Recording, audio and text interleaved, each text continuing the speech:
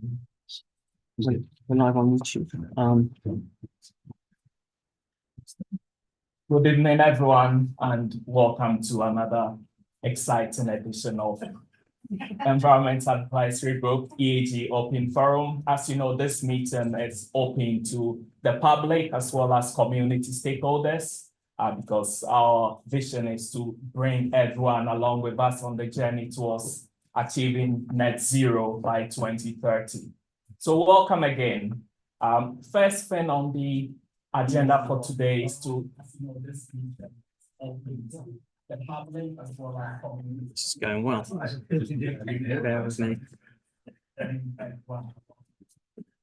That's a bit of Yeah, thank you for that. Yeah, there was a slight technical hitch, so do bear with us for the sound. The duplicated sound you may or may not have heard. So we proceed. First item for us to do, undertake today is to elect a chair, because this is technically speaking a new municipal year, because EAG, as we know, has recently been reconstituted. So we have new members, and per the constitution, the advice have been given is normally we'll need 4 EAG members physically present in the meeting room to be able to nominate the new chair for the municipal year. However, whilst we have the number met in the room, we have some substitutes in the room as well as non-EAG elected members. So we're not quite at 4 yet. So furthermore, the advice is that we can elect a chair just for this meeting, and then at a future meeting progress to appointing a chair for the actual municipal year. So if all members present, including residents, are in agreement, we will proceed to elect a chair for just this meeting. Does anyone have any questions or comments before we progress on that? Why can't the 4 members who are full members actually elect a chairman? Are they? Yeah. Yes, I'm sorry, I'm not. 1, 2, 3, 4. I'm not. No, Yeah. How are you not on here? Yeah. That's the, I wouldn't have I sacked usually you. on it. I wouldn't have sacked you. in fact, We're very well qualified. great, great, If you'd like me to chair this evening, there won't be a problem. great submissions. We've got our colleague Stephen Chad joining remotely, so he can come in here and give some thoughts. Good evening, members. So, Oh, bear with me. I do apologise. Sorry, Stephen. that's okay. Great submissions. We've got our Okay. I hope you can hear me. So, good evening, members. So, yes, just as you've been saying, I think there needs to be 4 members, and if I just want to check if Councillor Jeffrey, are you attending as a substitute for someone this evening? In which case, I think we've got the 4 we need, including Councillor Gawley.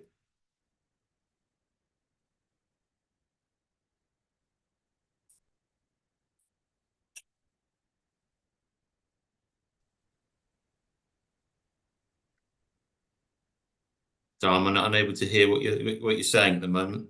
Yeah, I was going to say exactly the same. yeah. We've got to turn our sound on. Try now. Try again, please, Stephen. Yeah. So I think, the 4 members. I think if Councillor Jeffrey, my question is whether you're attending as a substitute for somebody. In which case, No. no. So I suppose my next question is, would you like to? Because I'm just thinking that Councillor Carter isn't with us, nor Councillor Tony Vickers. So you could, Councillor Jeffrey, substitute, which would give us the 4. We could just do it. It's up to you. Yes. But please let me substitute, then we can get it done. Yeah. Sounds good to me. Yeah, I'm happy with that. Yeah, thank you, Stephen, for that. All right, thank you. helpful submission. And with that, we can continue with business as planned. So just to clarify for everyone's understanding, with the latest advice from our executive cycle colleagues, we have the right standard number of members. So we've had the 4 members. So we will now be appointing the chair for the municipal year.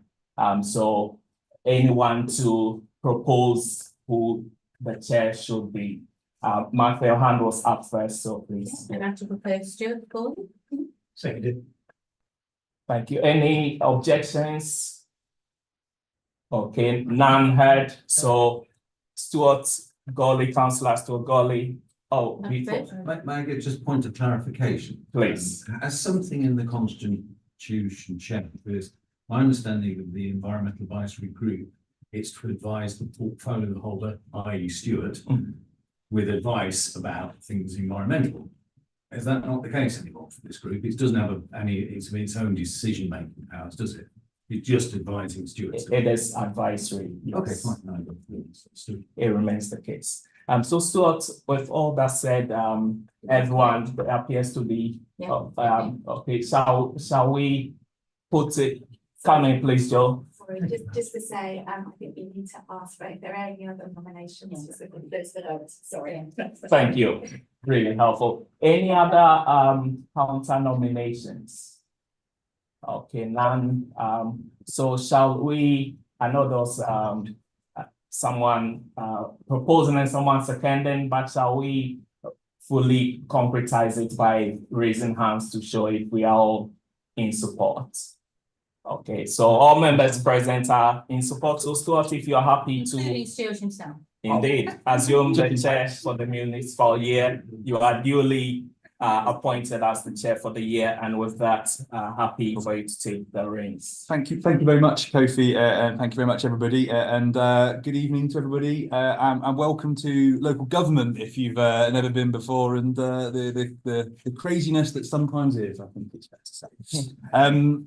So thank you for coming along to the Environment Advisory Group. As Kofi highlighted, I am Stuart Gawley. I'm a portfolio holder. I have to change now, isn't it? Portfolio holder for Environment and Highways, and the chair of the Environment Advisory Group.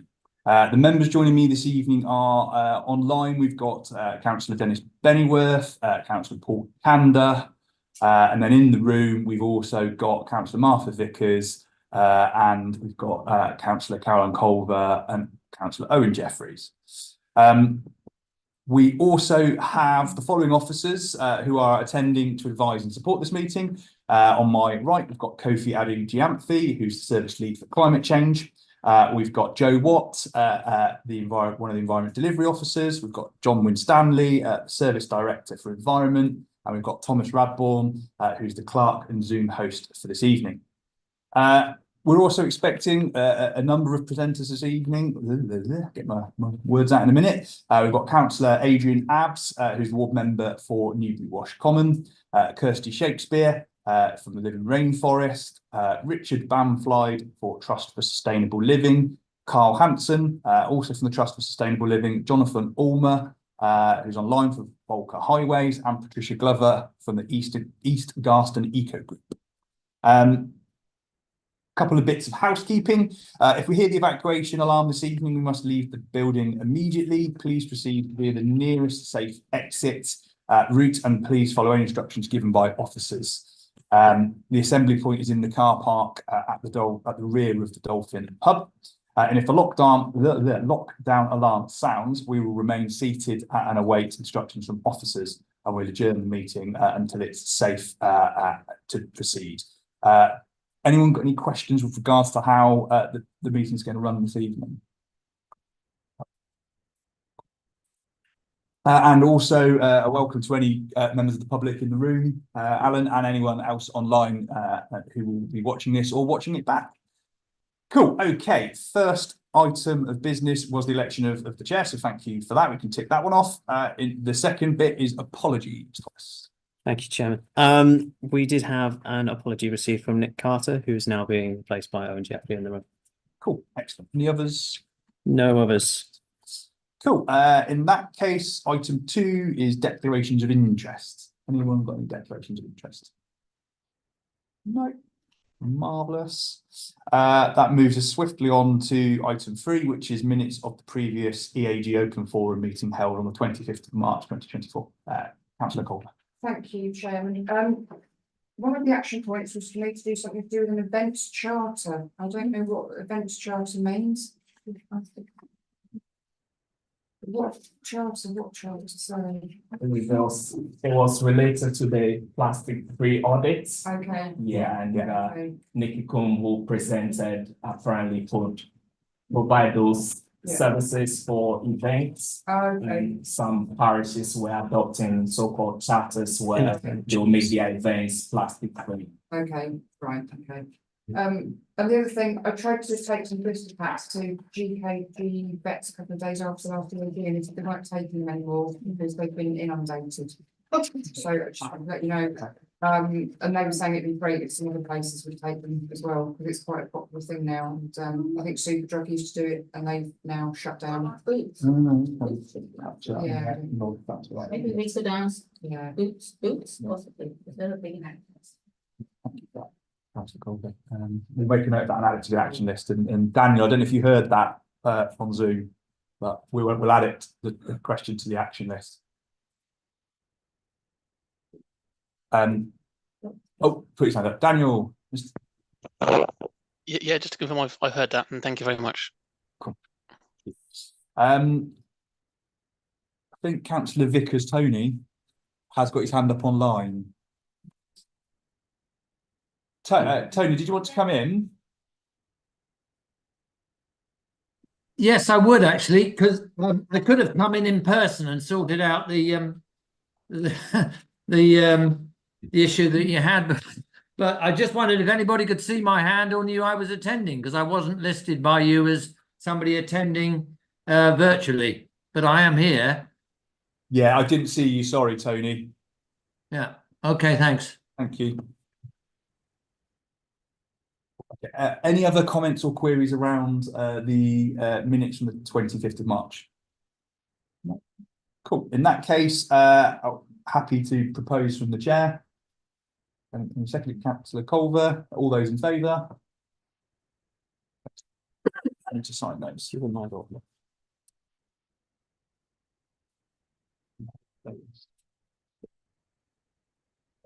Thank you very much.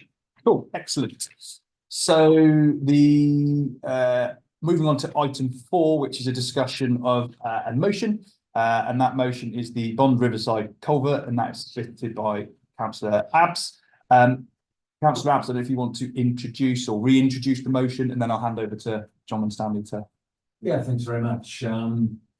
Yeah, I hope you don't mind me saying that I do think it was a little unfortunate that you, as the portfolio with rather, decided to read out statements from the officers when you already knew the motion would be coming to EAG. The second question mark, considering what EAG is why it's here. Because it's not environment request. So, or if it's the highways, so I might just be contingent on highways, but more to do with planning than it's to do with anything else. But the content of that statement that you made, which of course is now in your name, did somewhat seem to predetermine the outcome of tonight's deliberations. So anyway, having said that, I don't mind saying, but having said that, I'll do my best to explain why I think it's important that you, as a report advisory board, which is why I want to chair, champion the motion in its current or amended form to the executive council. But let me start by explaining again and expanding on why I brought the motion. And it's to help. And I do want to emphasize the word help. I think I'm using the hand gesture and everything. Help, help, help. That's what I'm trying to do. The Liberal Democrat administration and Newbury as a whole find a pathway to dialogue with relevant parties. And that's what this motion is about. The aim is to avoid the costs and further delays of being taken to court, which is a likely outcome once planning commission is sorted in. Why do I make such a long statement? The Ardent report, as I understand it, says the council is causing flooding downstream. We have had 15 years already of standstill. we've seen the strength of feeling from members of the public with respect to all things Wandford side and the football ground as well. There's a lot of emotion out there whenever we discuss this topic. We also know that we've got issues with the approved sample fit and the waste that will come down requiring a new pumping station, which I think has been approved, or something Thames Water is meant to be dealing with. So, but it's still another thing to take into consideration. So when you opened the response to the moving of my motion, you said there is nothing to stop on Riverside. I beg to differ. I think there's an awful lot of things that could trip it up. But with dialogue, I think we have a chance of avoiding that and actually getting whatever plans do come forward through as quickly as possible. So what did I actually say in the motion? Forget there's some preamble points in council notes, and you did an update on the night saying, well, that's not quite right anymore, and so on. And that's all fine because things evolve. We're not stuck in a point in time. And I did put the motion in months and months before we actually got to it being debated, or not debated, or presented at the council anyway. It talked about the findings of the LRA Scrutiny Commission, which it used to be called before it's moved on the real side, finding the contract control of being inadequate. I don't think we've got much argument about that. It's a statement of fact. The call that, okay, we may or may not debate who's actually in charge of the flow through that, except for the Arden report. I think just leave it slightly different, slightly towards what I have said tonight. The sustainable drainage legislation, you mentioned that, and it's absolutely true. It's getting harder. It's not getting easier. We have to take more things to look at, and we have done more. So we've done a lot of historical work now that are starting to compact on top of each other. So it's getting more difficult to arrive at a solution, not easier. And then things like dredging of the Calder, some of the obvious, they just won't have any effect because you don't change the water levels by just dredging, because, well, you don't do anything really. So, and then, you know, really to acknowledge that there's been a cumulative effect of things since it all started. And, you know, the biodiversity net gain is also something that has now become legislation, or is becoming legislation on things. And Von Riverside, it will have that because it wasn't, well, there is no planning application yet, so it has to fall under the new legislation. So in a perfect application, in a perfect world, there might just be possible that, you know, the council could get away and everything would be moved smoothly through as you kind of inferred when you made the statement. I'm trying to look at the real world case where that is actually quite a risky assumption and would be quite costly for the council, and is actually pretty easy to avoid. So what they're asked for, it's simply called that we take into account some of this history. We form a critical path committee made up of people that are relevant to the decision.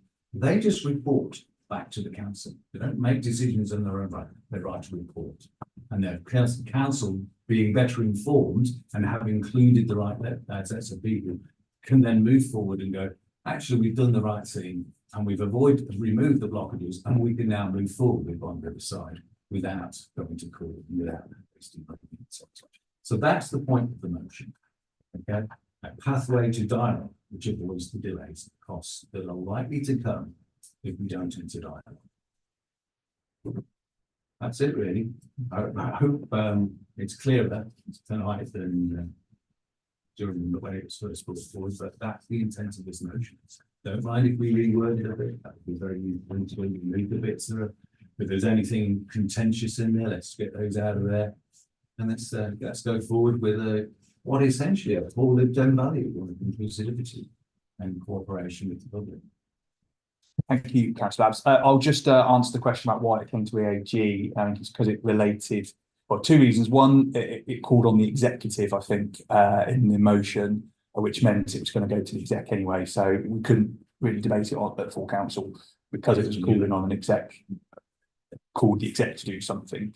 And the reason it came to EAG is because flood risk sat under, it moved from Denise at Councillor Gaines under me back in October, November time.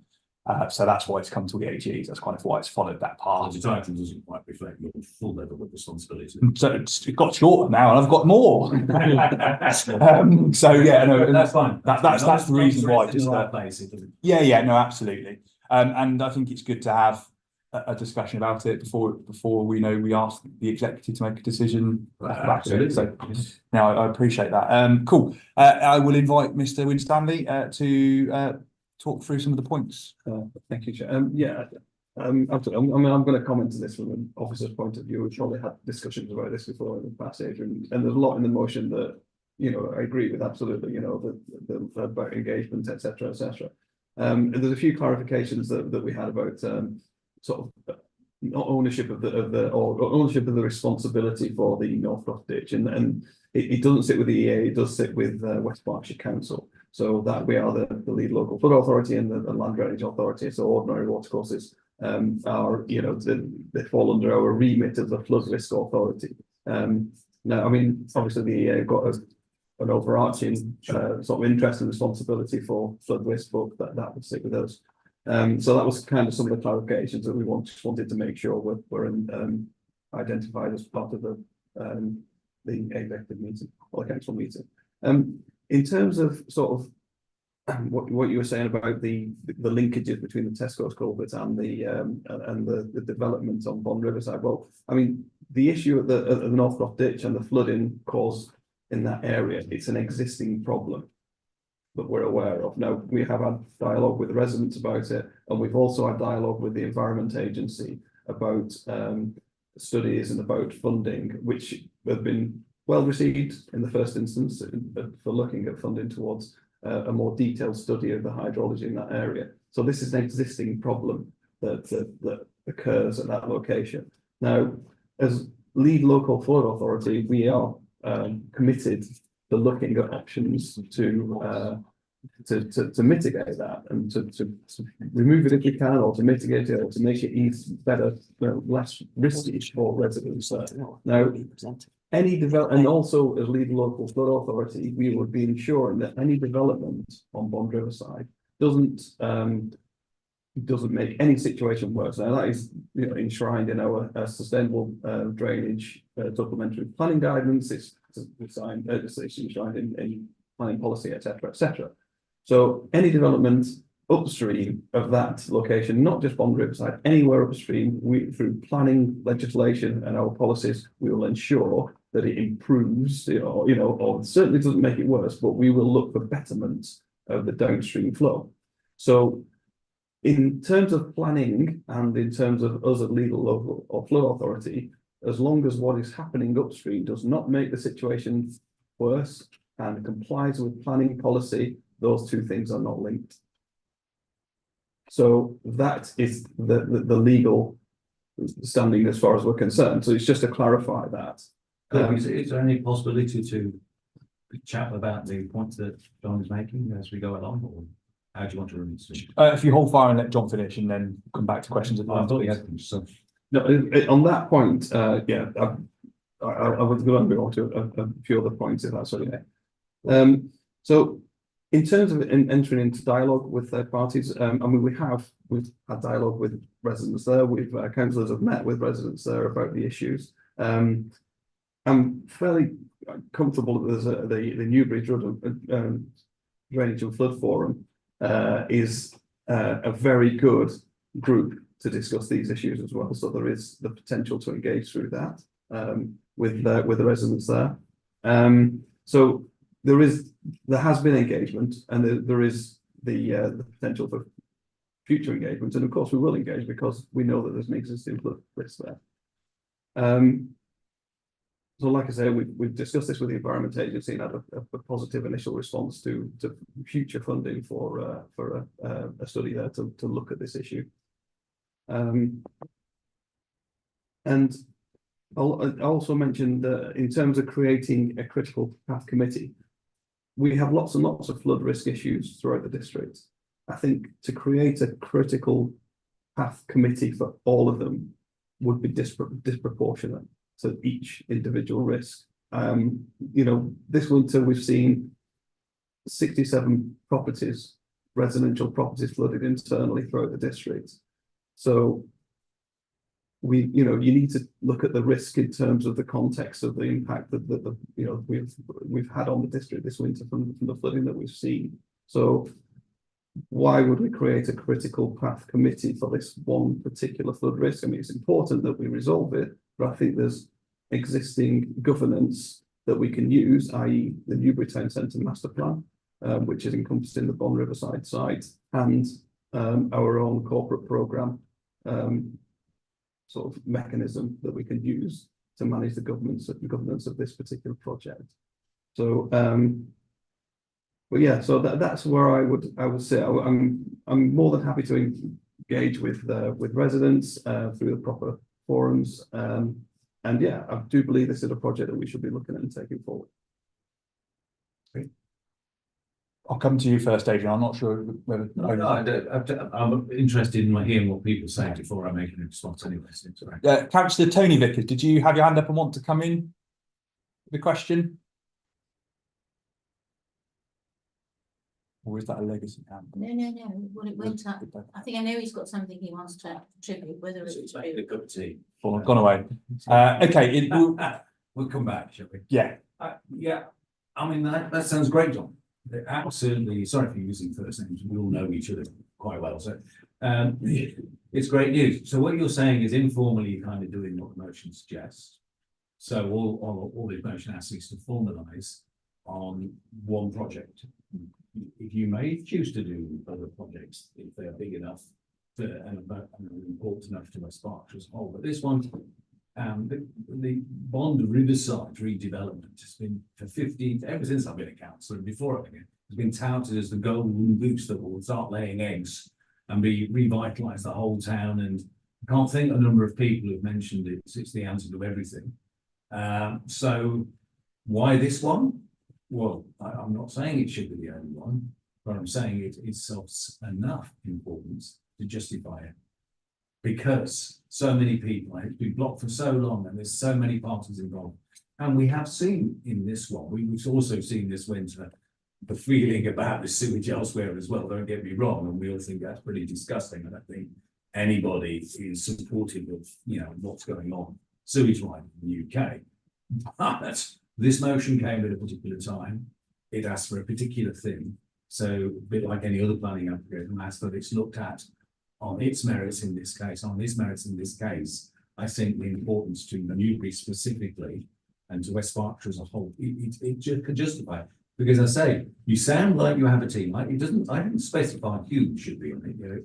You keep looking at one person in the room, or keep looking at one person in the room, because I know that person is, I'm not going to name Shane unless you want me to, but he's in the, he is a resident that is near that culvert. However, I simply specify that a committee is put together, and I don't specify who on it. Sounds like you've got some other group that you could work with, and I know the group forum you were talking about, so yes, there are some people that could add a lot to it, but that would be your choice as to who goes on it. But it doesn't change the fact I think there needs to be someone with good local knowledge, whether it's a forum group, whether it's residents, that feed into this critical path you're on for actually trying to deliver Bond Riverside. And there's so many balls in the air with that Bond Riverside that if we don't compartmentalise some of the decision making a little bit, then I don't see how anybody will cope with making a clear decision. I, as a CEO of my company, I need people to give me an executive summary. I can't be in the mud on every single detail of every single thing. So I need an executive summary. What the committees do is give me an executive summary, which comes from a trusted source so I can move forward with it. And that's really what this steering committee would be about, giving you a trusted, and actually from a set of people who then, okay, we've dealt with that one, we involved them, we're all in agreement. If you then go ahead and do it, we've removed one of the barriers down the road, because I say the chances are very high that we'll end up with a court case, which will be relying on us having our case be strong enough to beat their case. It's unlikely that there won't be, and that's not a situation you want to be in, because any lawyer wants to be absolutely certain we're going to win. And once you go to JRs and things like that, you're not certain you're going to win, it's up to someone else. Same when we go to appeal on any planning application, it's out of our hands then. We make our case, we might win, we might not.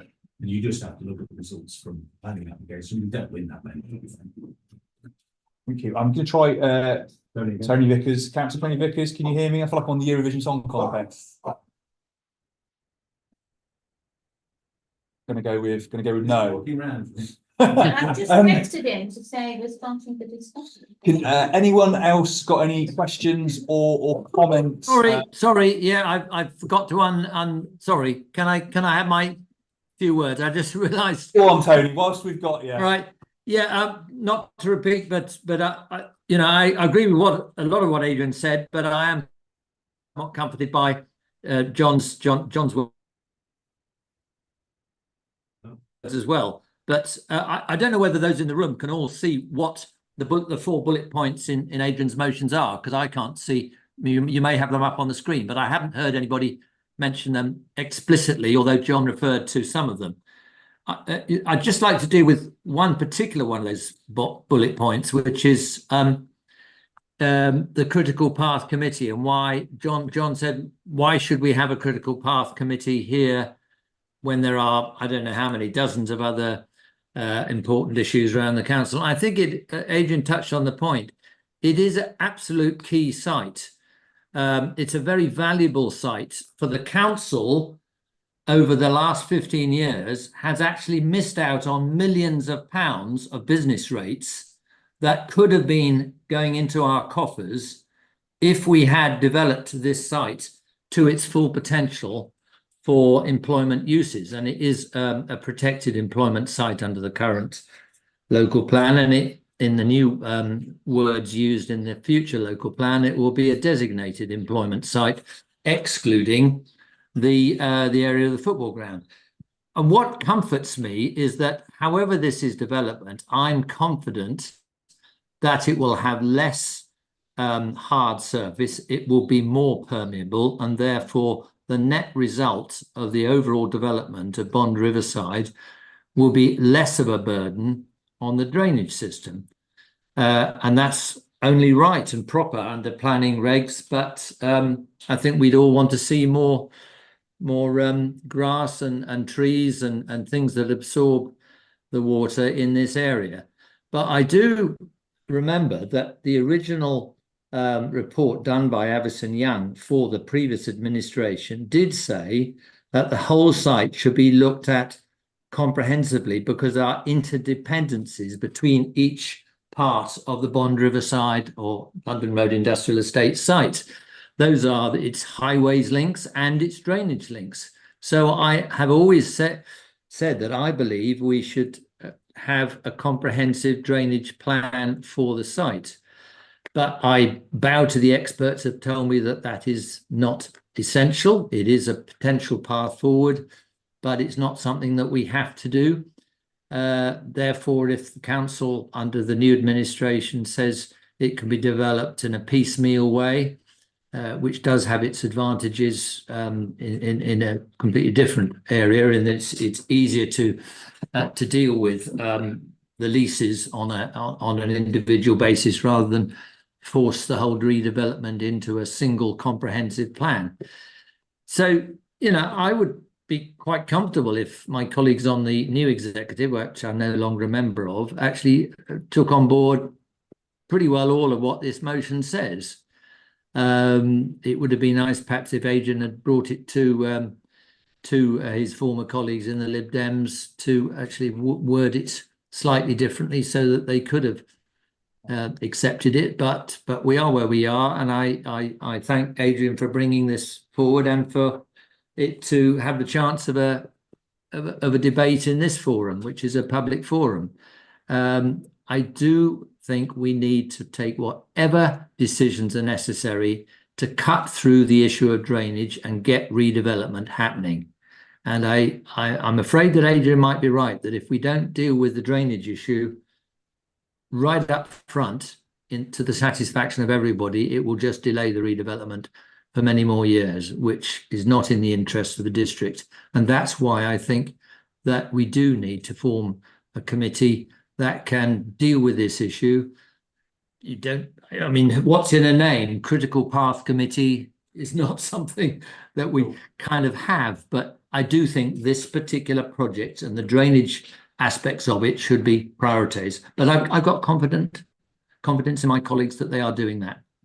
Thank you. I've got quite a few people to come in, and I know we're pushed for time because we've got to get some of the presentations in before 6:30. So I've got Carolyn, Adrian, councillors are absent, and Culver. And I know, Mr. Winstanley, you had your hand up. Was that related to a point that Tony raised, or I'll bring you in next, Carolyn? It was. It's just to say that, I mean, there is a delivery mechanism for the Bond Riverside site. You know, there is a project board, and it's going to have a lot of governance and oversight. So the Bond Riverside site and all the drainage involved in it has got a very focused delivery mechanism. What my recommendation will be is that the Tesco culvert, which is a separate issue, because it's an existing problem, will be taken forward separately, should be taken forward separately, with using existing governance within our corporate programme team, etc., and not conflated with the Bond Riverside side, which is a development proposal within itself. Thank you, Mr. Wilson. I'm going to bring Councillor Culver in because she's been waiting very patiently. Thank you very much, Jen. Bearing in mind that exec on Thursday is going to be looking at Bond Riverside, my inclination would be to say, let's make sure that Adrian's motion is considered by the executive within that context to make sure that those concerns are in there. Because my concern about that whole site is things are not looked at holistically. So we've got Tesco's, who are a private stakeholder. My understanding is there's also other private land on that site that could or should be used for SUDs. And we've got the Northbrook ditch, and it's not just about the volume of the water, it's about the pollution as well.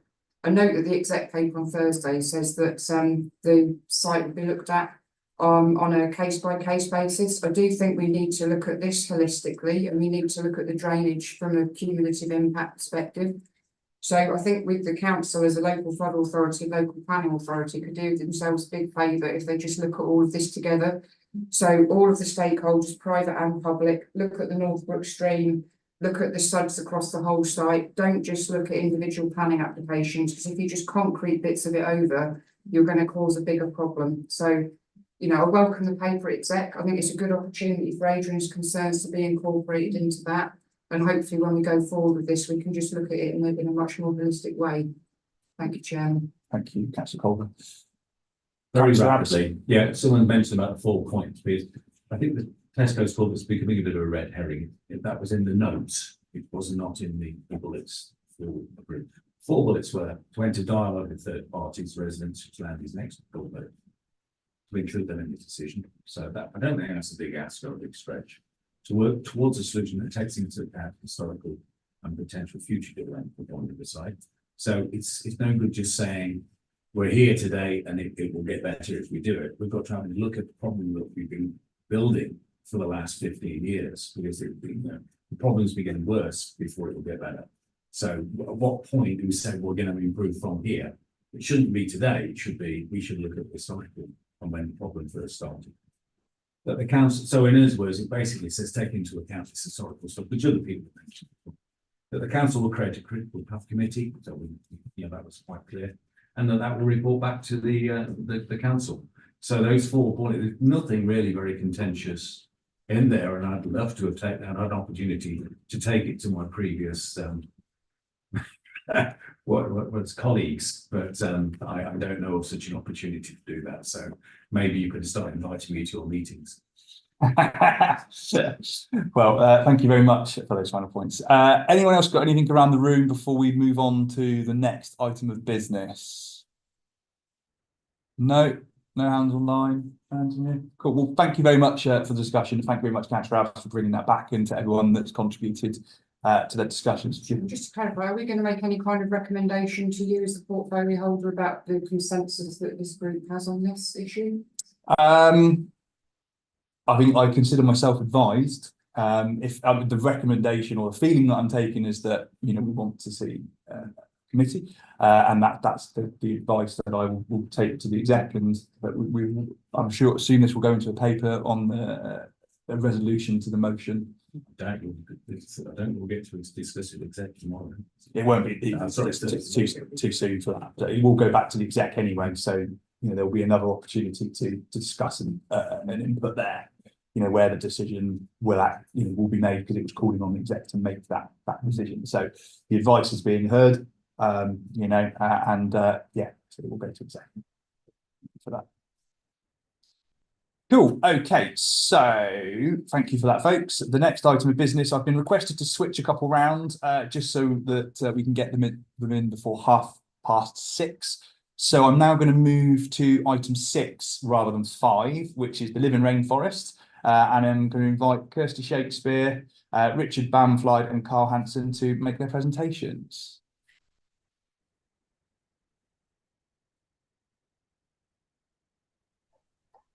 Ooh.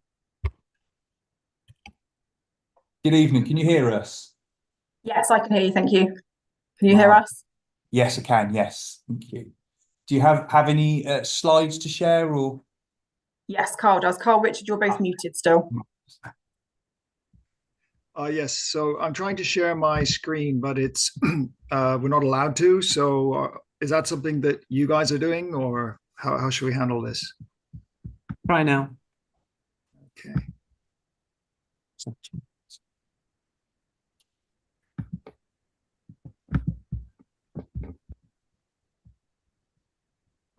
Any luck? Okay, can you see that? No. Not yet. Oh, okay, let me try again then. Okay.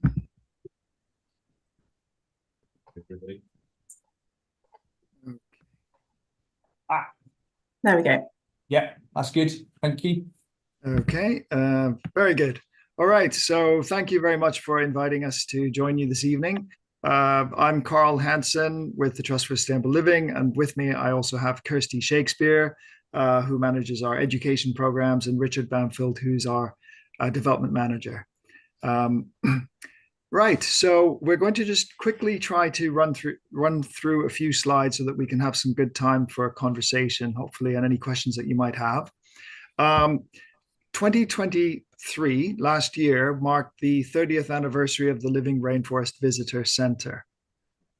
And so we basically, I'm just going to run through some of the highlights of the last 30 years for you. Kirsty's going to do a quick overview of our education programs, and Richard is going to talk about our plans for the redevelopment of the Living Rainforest.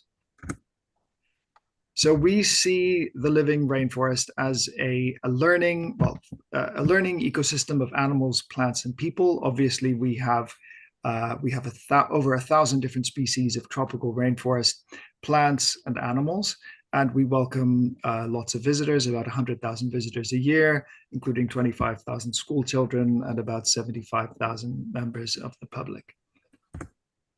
And last year, when we tallied up the numbers of visitors to the site, we calculated that there have been well over 2 million visitors to date since the Living Rainforest opened to the public in 1993. And in addition to the Rainforest Visitor Center in Hampstead Norreys, we also engage with schools in 120 countries around the world as of this year. And Kirsty's going to talk a little bit more about that shortly. So, as I said, the Living Rainforest opened in 1993. We became a sustainability education charity in the year 2000, 2001. In 2001, we introduced free roaming animals into the glass houses, creating a much more of an ecosystem effect and a better learning experience overall. In 2002, we launched a school tour called the Sustainable Future School Tour, reflecting the emphasis on sustainability education right from the get-go of the activities of the charity.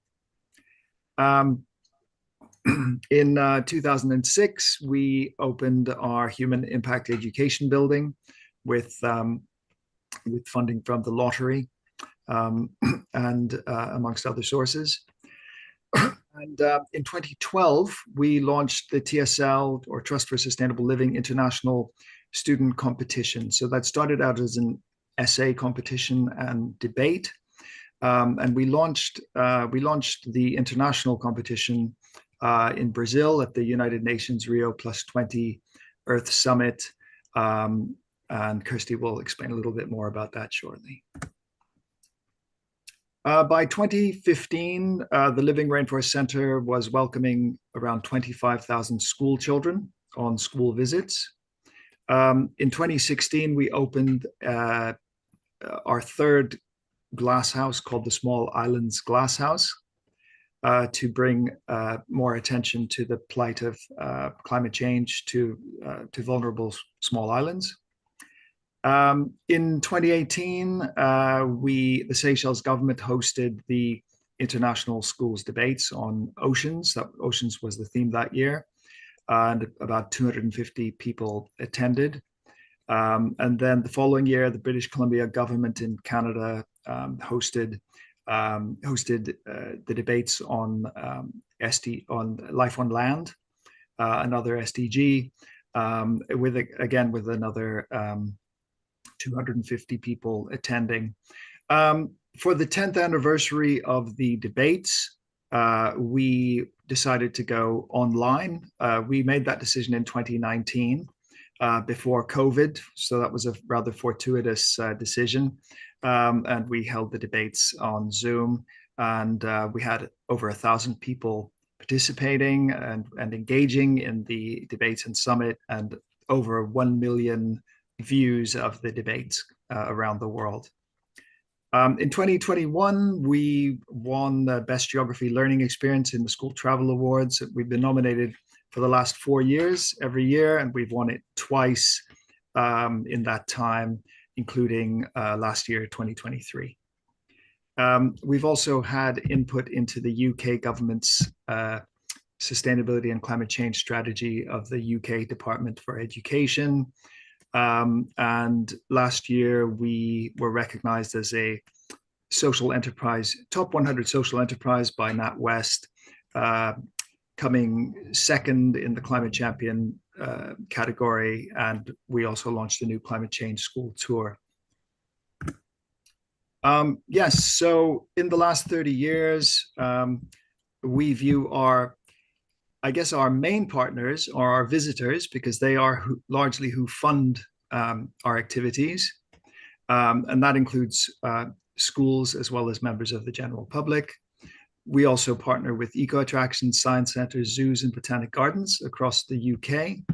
And we work with various wings of the United Nations, global youth NGOs, different foundations and individual donors, some of which are listed here in this slide, different governments, universities, and corporates as well. So that's a very quick overview, and over to Kirsty now.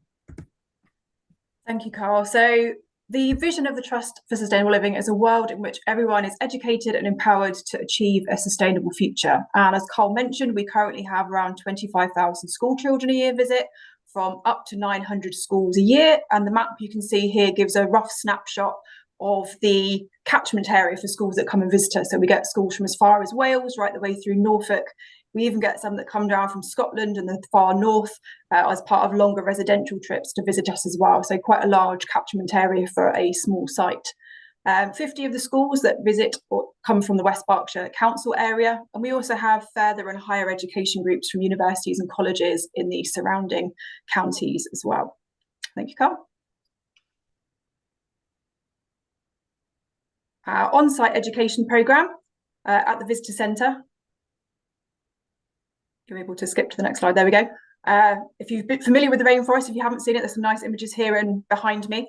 Aims to provide an immersive learning ecosystem and experience for students and our visitors, giving them the chance the opportunity to experience the sights, sounds, smells, and temperature of a real rainforest, and also explore, as Carl mentioned, the relationships between animals, plants, and people. But also visitors and students particularly are encouraged to consider the links between their own lives in West Berkshire or wherever they come from, and how they link to the rainforest and also to our wider global communities. And you can see some of our characters here. This is Luigi, the big black bird, down in the bottom corner. We have, thanks Carl, have 4 curriculum linked tours offered for key stages 1 to 4.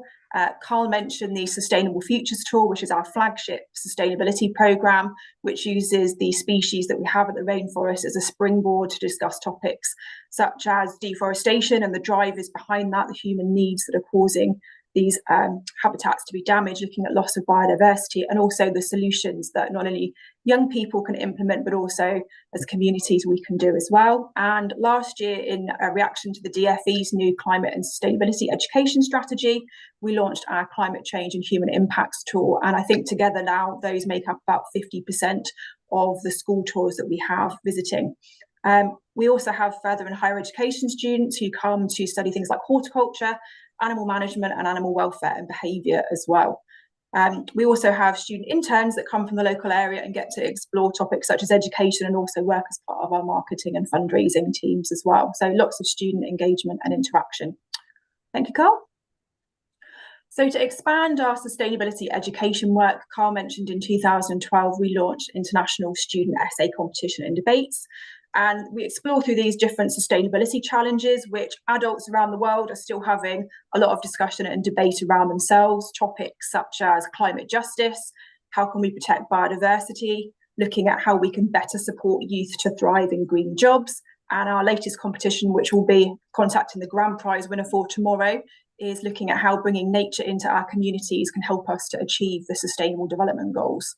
So through these competitions, we've engaged students in over 120 countries, in over 2,000 schools, and 3,000 teachers are now using this as a platform to engage their students in learning about sustainability, but also developing soft skills and social skills like teamwork, communication, using English as a second language, leadership, and also constructive discussion. And we've previously held several debate events at our centre at the Living Rainforest and in the local area around the Thames Valley, Oxfordshire, West Berkshire as well. And you can see some of our winning students on screen here. So on the left, we've got students from Seychelles, Nigeria, Lithuania, and from Reading that were some of our prize winners.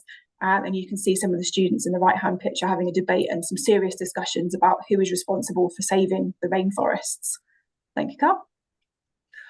As Carl mentioned, we've also gone online with COVID happening, and now we're able to create a real global dialogue on sustainability. So we regularly have students from 65 countries participating in our online debates and online events.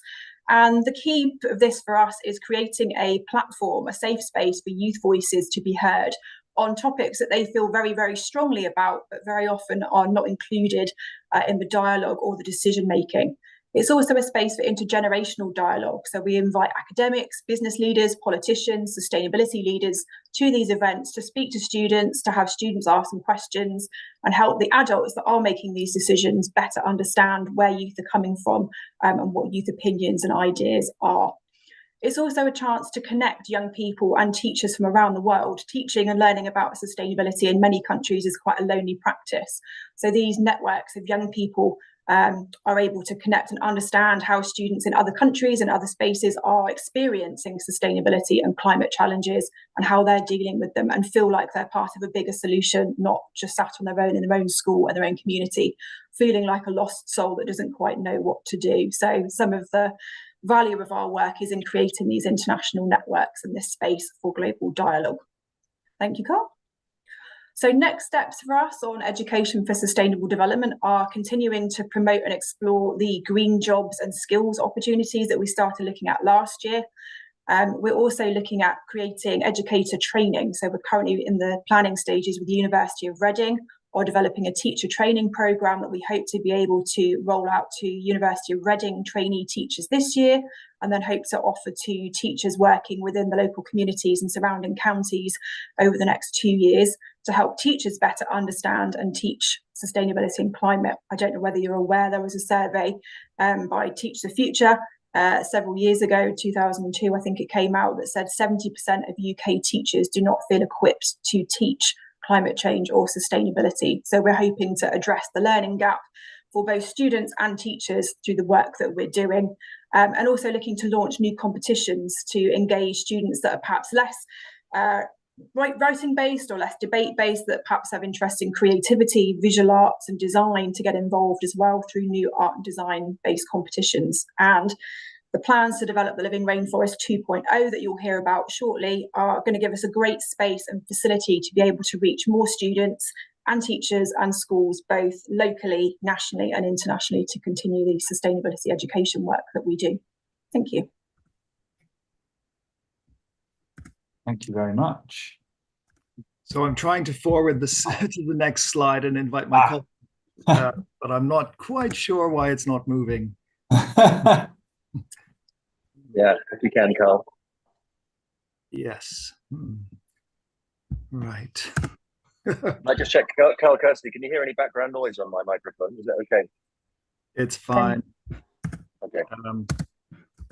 I'm sorry, I don't know why this is frozen. That's okay. Well, perhaps while you try to fix that, Carl, I can say thank you to Councillor Telver, Kofi, and Emily Ashton Jelly for joining us last month. We had one of our launch events for the Living Rainforest 2.0. And in fact, you would all be welcome to join us for a follow-up to our launch event in the future. But we appreciated you joining us and representing West Berkshire Council. Okay, Richard, I think we're ready to go. Okay, great. Thanks, Carl. So the Living Rainforest 2.0, we're extremely excited by this upcoming development. We have the opportunity to develop the UK's first carbon neutral indoor rainforest facility, which is extremely exciting. There's 3 phases to the development, conceptual and foundational in terms of phase 1. Phase 2 is all around developing the Living Rainforest 2.0 to remove the 3 glass houses we currently have and replace them with another glass or other material structure to house the over 1,000 species that Carl was talking about. And then the 3rd phase is the non-exhibit spaces, the additional items which we'd like to incorporate into 2.0, which is essentially a sustainability and innovation hub, which is extremely exciting too. Can I just check, Kofi and Chair, I think we're on a tight time schedule here, and I appreciate that it's 6:28 and you were hoping to have presentations done by 6:30.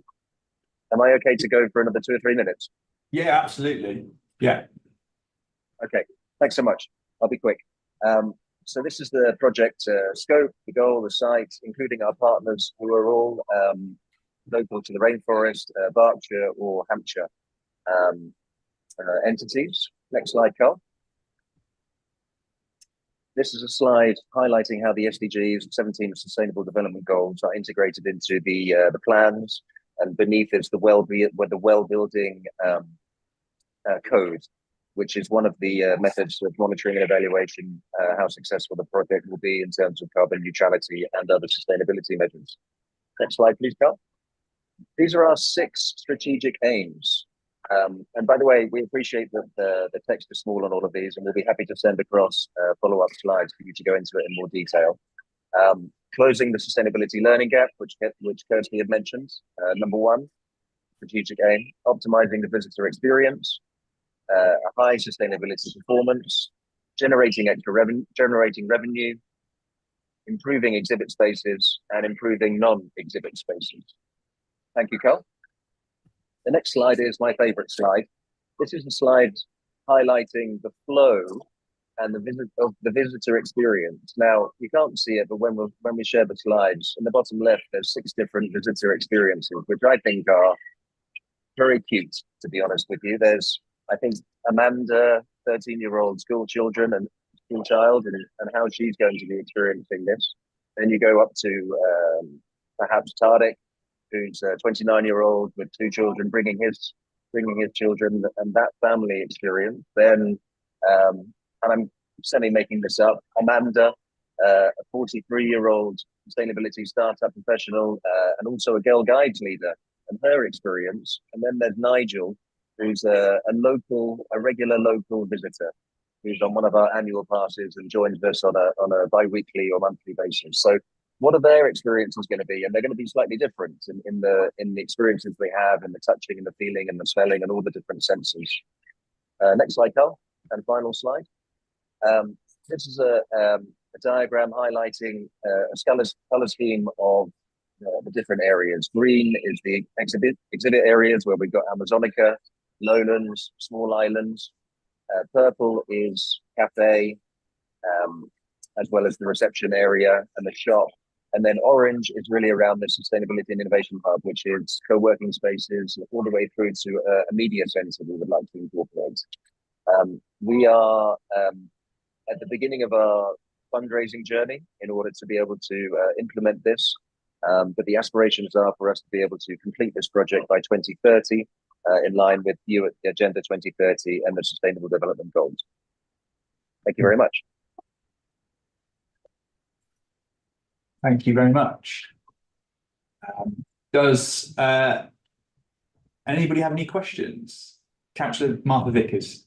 Hello, well, I just wanted to say thank you for that. It's some years since I've been to the Living Rainforest, and I must say, it must have changed a lot, because it sounds as though you're doing an amazing amount, actually.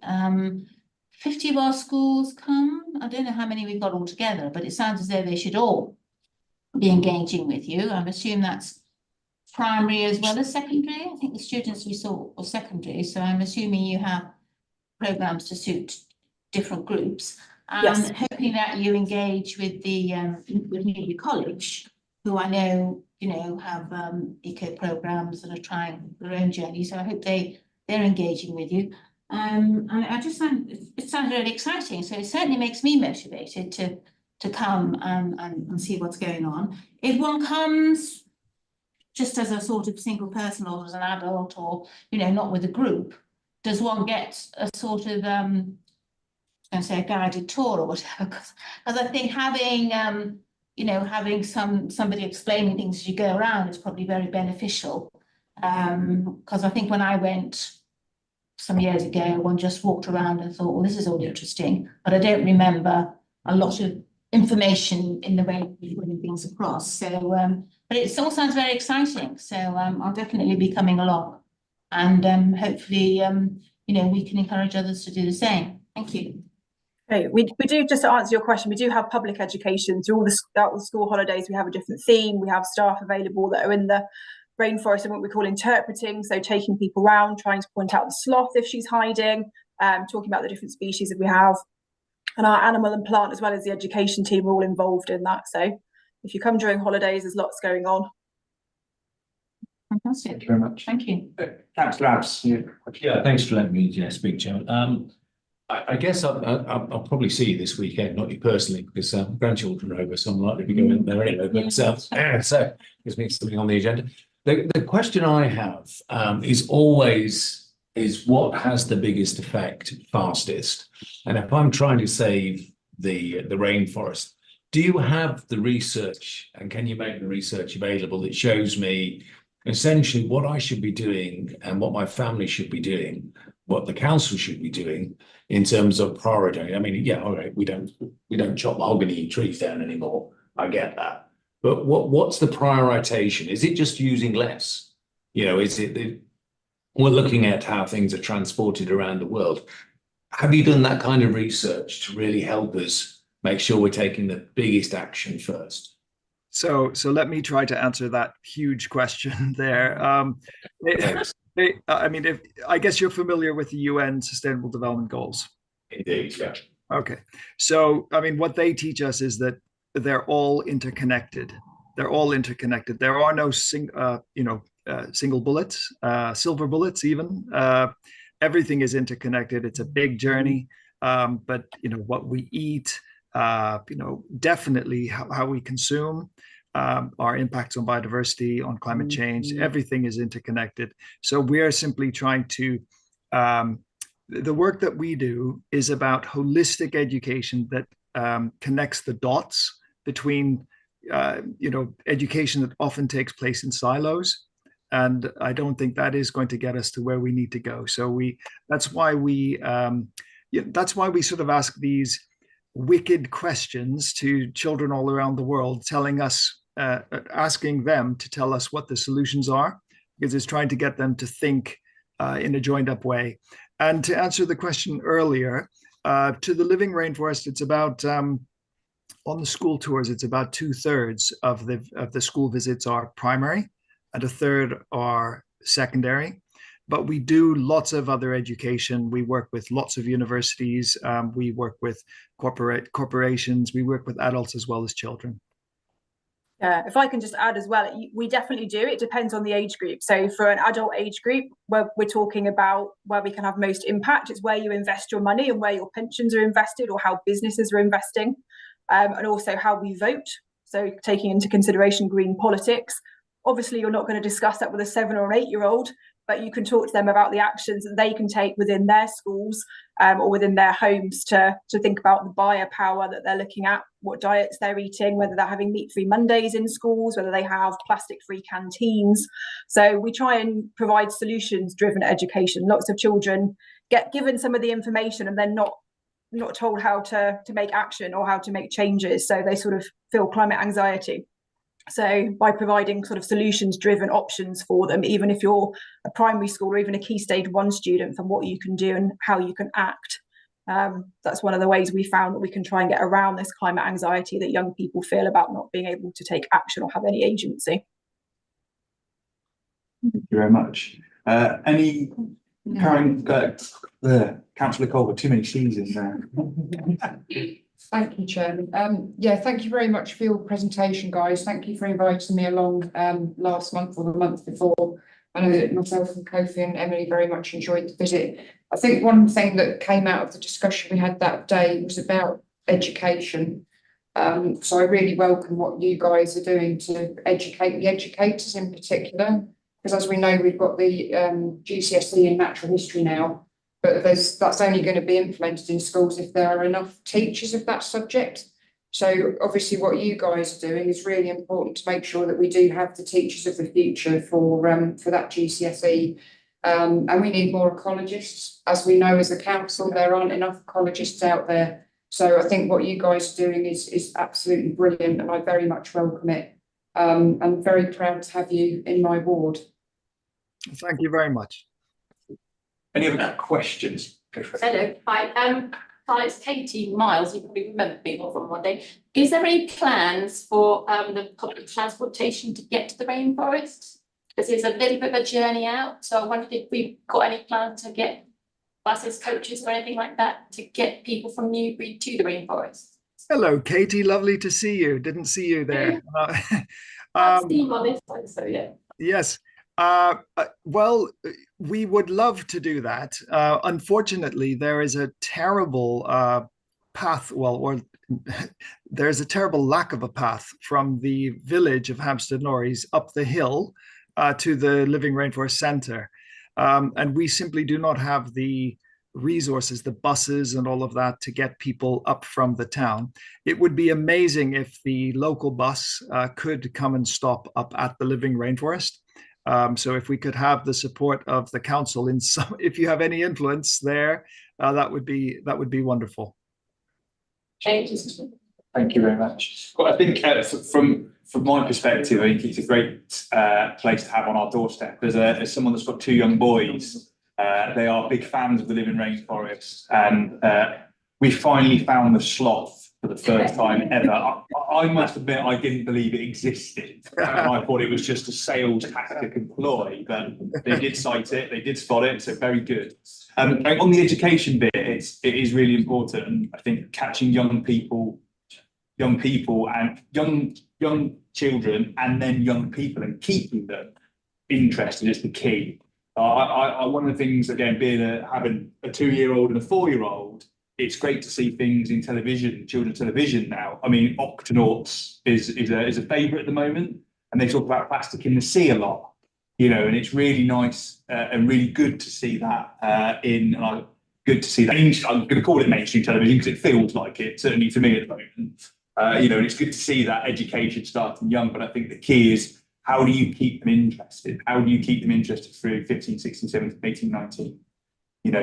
To care as much as they do. I mean, my eldest, he knows what a solar panel is, and that's really important. At the age of 4, he knows what those things on roofs are, so I think it's an impressive step forward. And I mean, the key, my question to you is, what can you do to keep that hooking from, 14, 15, 16, where we start to lose perhaps potentially that interest? How can you tailor your offering to keep that age group and follow it through? That was my long-winded question, so apologies for that.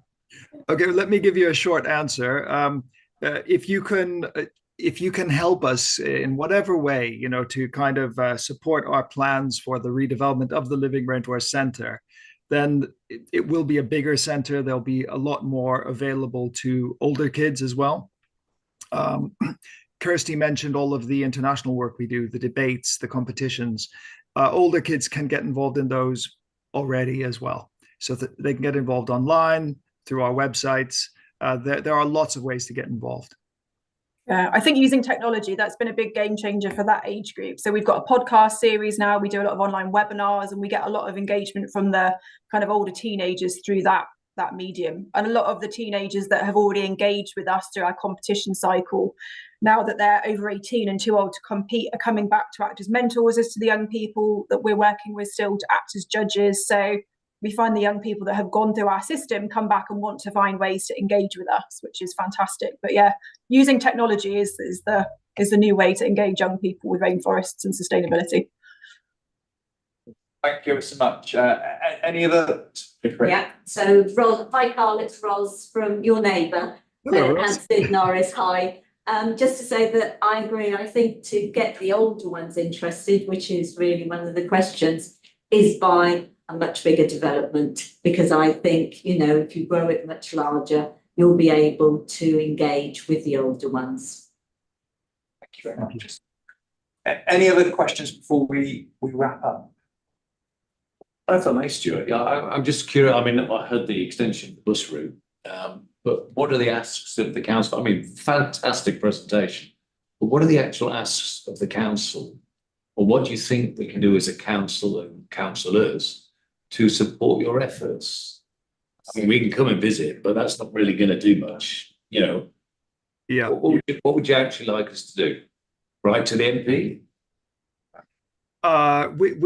We have good contact with the MP, but yes, definitely write to the MP.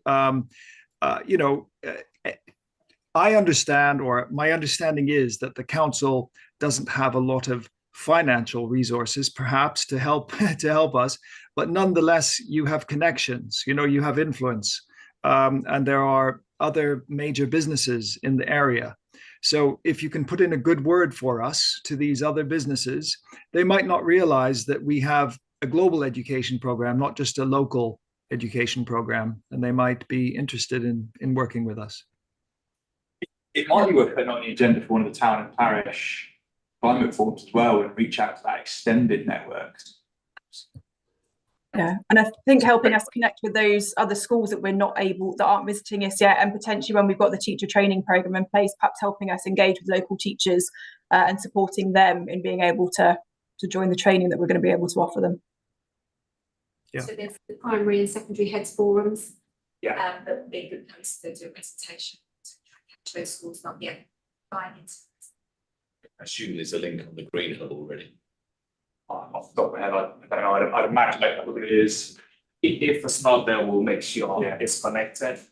Great, thank you. And not to make any promises on behalf of the council and my boss, John and Sally in particular, but as the question was asked about the bus route connection, I could see his brain was working overtime to see how potentially, strategically in future, we can make something happen.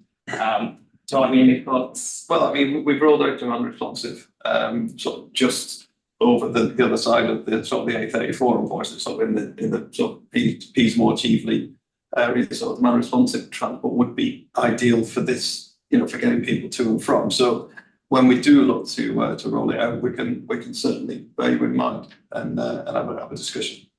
That would be amazing. And I guess I view this as just the beginning of a dialogue. We're always happy to host people at the Rainforest. You know, reach out to us anytime and we're happy to engage with you and explore further. Absolutely. Yeah, could I suggest that we have a sort of, you know, council of outing there or something, you know? Maybe that we have a sort of session. I remember going with a group of councillors many years ago. So I mean, I think we need to at least put it out there that you might even get a good yeah, why not? Have a jolly sloth spotting expedition. Just so we can have a first-hand experience, and then we were much more likely to promote it better if we really. Sure, we'd love to host you. Just come to us with some suggested dates. Okay. Probably need several. I think John's had a brilliant idea. I think, yeah, that's a would be good. The list the land, the YouTube. Oh, you've got conference facilities, haven't you? Because I've seen the room. So They showed us the room. We have some wonderful offices at Orchard Barn in the village. It would depend how many people you'd want to accommodate at any one time. This number. Yes. That's, I generally do think it's a good idea, and publicity wise, it'd be great. I've made a note of it, so we'll touch base on it, and Kofi will pick this one up perhaps for one of the future EAGs if you'd be able to host.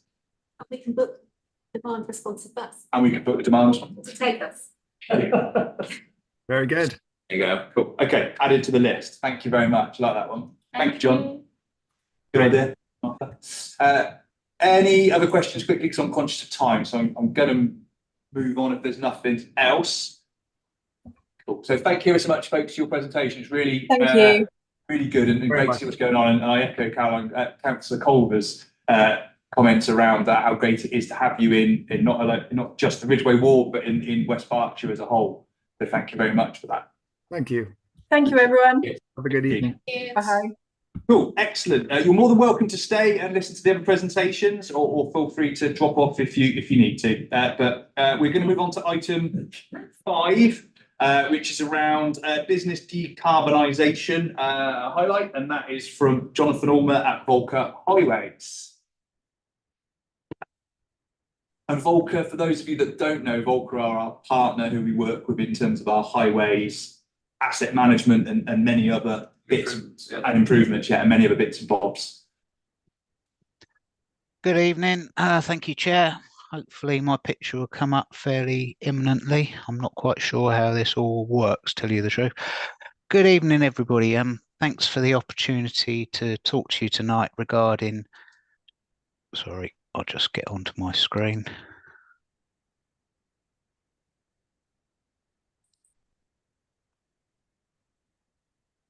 Bear with me. Can you see my screen all right? Yeah. Or is that still on PowerPoint? Is that on the right bit? Yeah, we can see the big gritting truck. Right, okay. My name's Jonathan Ulmer from Volker Highways. I've been in post for the last 4 years. As you're correctly saying, we deliver highway maintenance throughout West Berkshire. We also work on similar contracts over in Wokingham and Windsor along the M4. I'll take the opportunity today to talk to you about what we've done lately to reduce carbon and just go through a few things. Probably highways are, along with waste, the biggest carbon users within West Berkshire, mainly due to the activities that we do. Don't see. Is that on the big screen, or have you got notes underneath? Sorry, I can't. Big screen, there's no notes. There's no notes. Good. Excellent. So, right. So in 2016 is where I'm going to start the journey that West Berkshire has been on regarding reducing carbon, where we've been supporting along with our supply chain. So back 8 years ago now, there was a large street lighting project that was undertaken, which basically produced, I think it was about 7.5 million in all it cost to work on about 8,000 street lights at the time, which 5 million of that came from government funding. What that has managed to do is actually do an electricity saving of over 500,000 a year, because the brightness also, similarly, there's been further reduction of about 10% because the reduced hours and also further dimming. So actually new technology has come in since 2016 and things have improved. And also that technology actually notifies the council when lights stop working.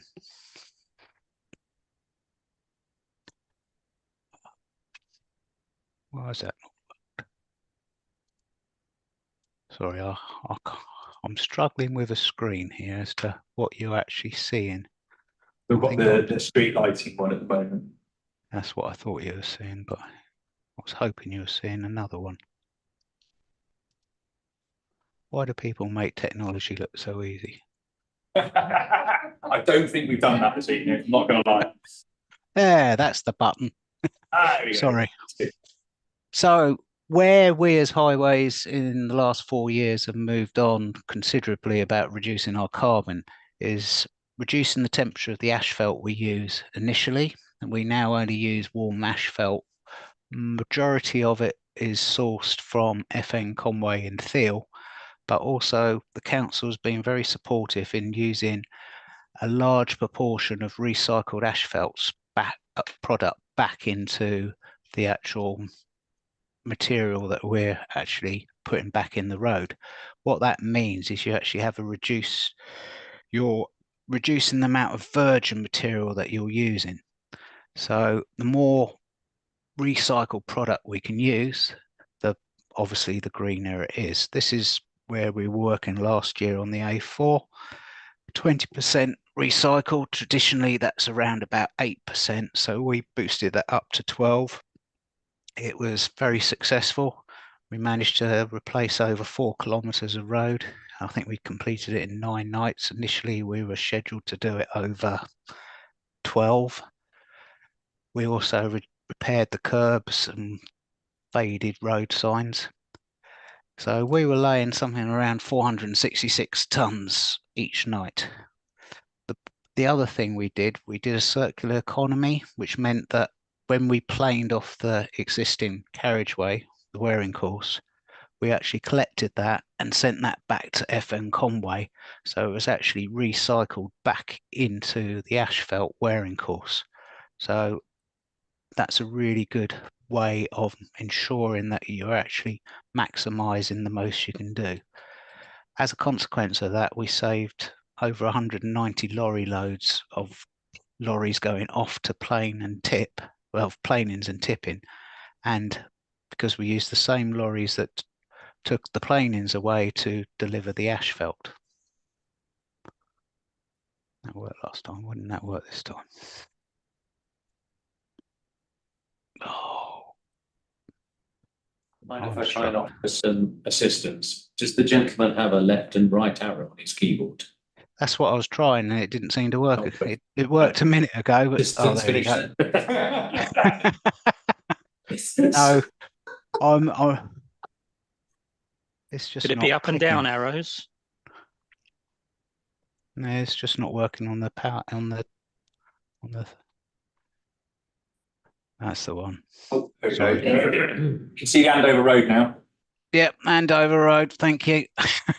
So Andover Road in 2022, we worked on Andover Road. We put a new cycleway, which is the picture on the right, and also we resurfaced the stretch up quite a long way.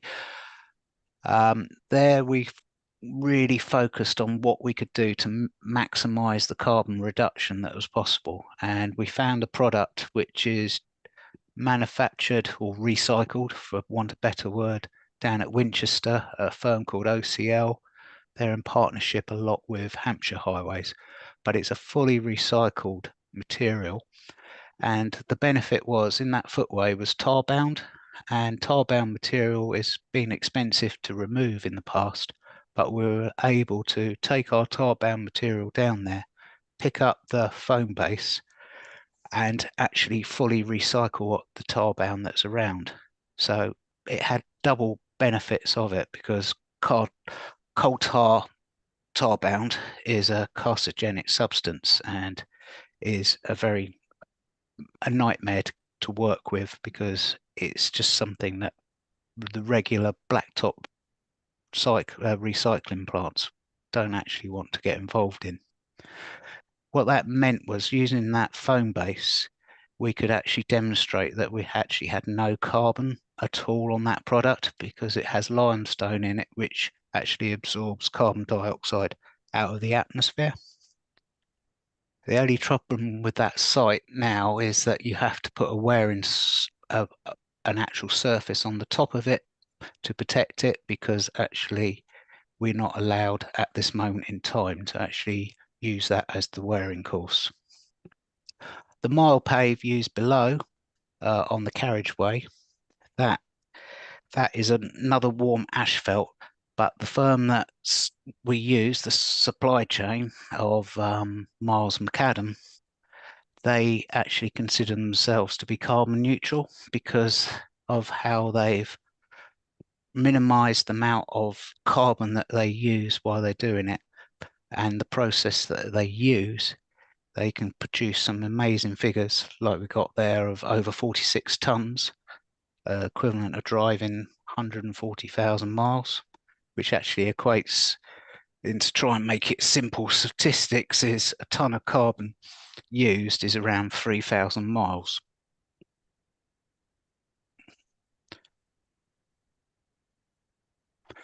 Another way that we're looking at actually not actually digging up the roads and actually trying to maximize the life without actually causing too much disturbance to the road users is retexturing. You might have seen this going around for the last few years.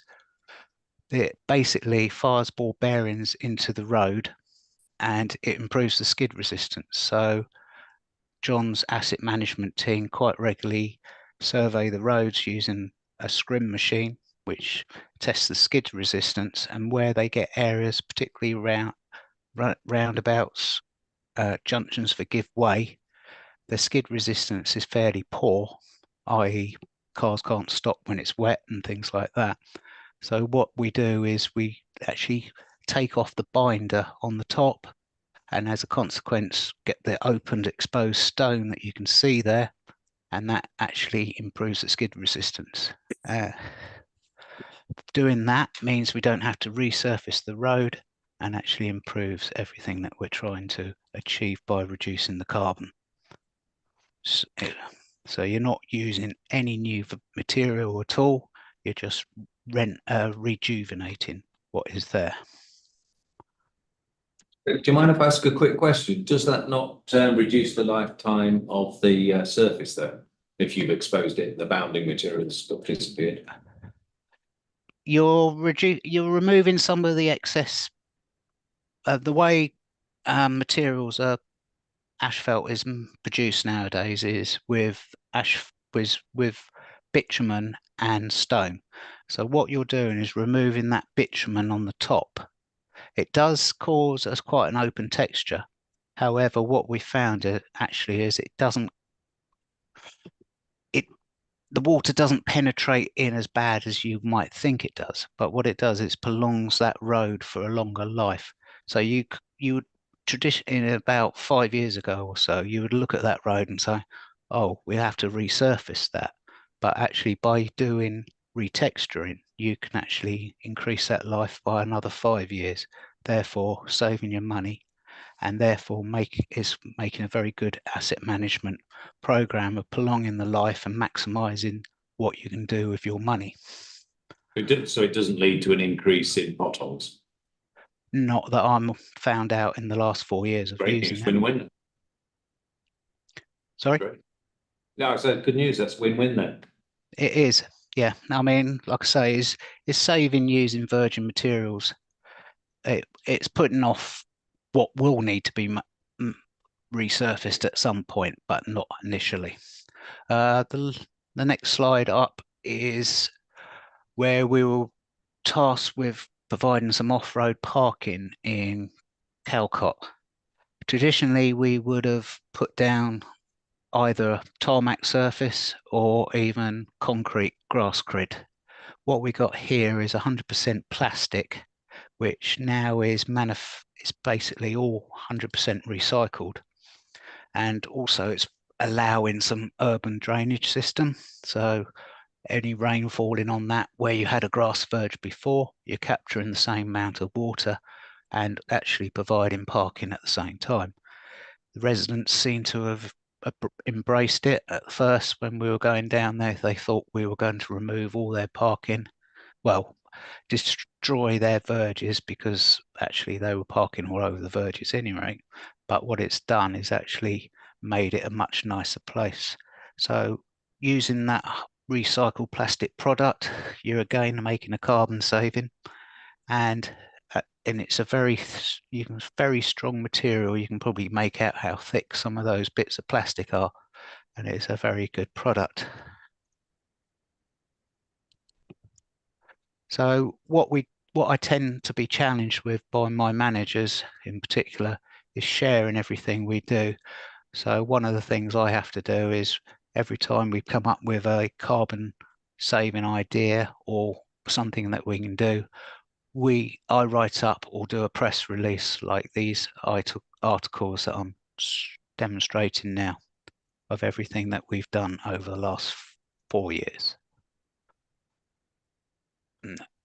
So next steps, electric fleet. That's a major challenge for us because we're carrying around materials around the county. It is a struggle trying to get vans which have the capacity to travel far enough. And the other issue is charging in the depot. We have a bit of an issue where we can't get any. It's something I'm looking at with John Winstanley there of how we can actually increase the power supply to the depot so actually we could run bigger fleet on electric. Biofuel is there because asphalt technology is changing. It's changing to the extent where they're not using bitumen so much in the binder course. It's actually making it out of vegetable oils and things like that. That at the moment is still in a very much of a trial situation, and also there's a challenge as to where that oil's coming from. Similarly, using higher recycled asphalt product materials in the base course, which is the one below the running surface that people drive on, it's 100% now, but it's trying to push the boundaries on the wearing course. As I showed you earlier in the slide, 20% is where we are at the moment. We did do 30% on a section of the A4 about 3 years ago. That is a challenge to get up to 30%, is to try and get the quality chippings, the quality planings required to make sure that you keep the skid resistance adequate to ensure that actually it's suitable for running on.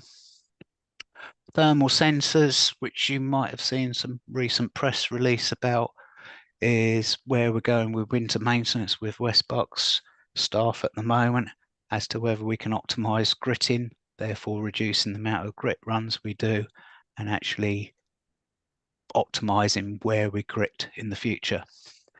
And the last one is about in situ recycling, which is basically recycling what you have there now rather than take it away, bring back something else and recycle it accordingly.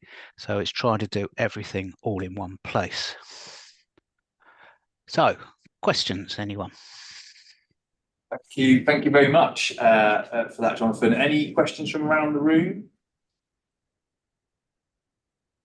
Councillor Vickers? Just a small one. I mean, I was just wondering whether these new materials, it all sounds great actually, such as the cell pave, are they more expensive than traditional stuff? Obviously, one wants to use them, but I just wondered if, because quite often these things are, aren't they? So the cell pave, for an example, was actually, there was no difference pound for pound.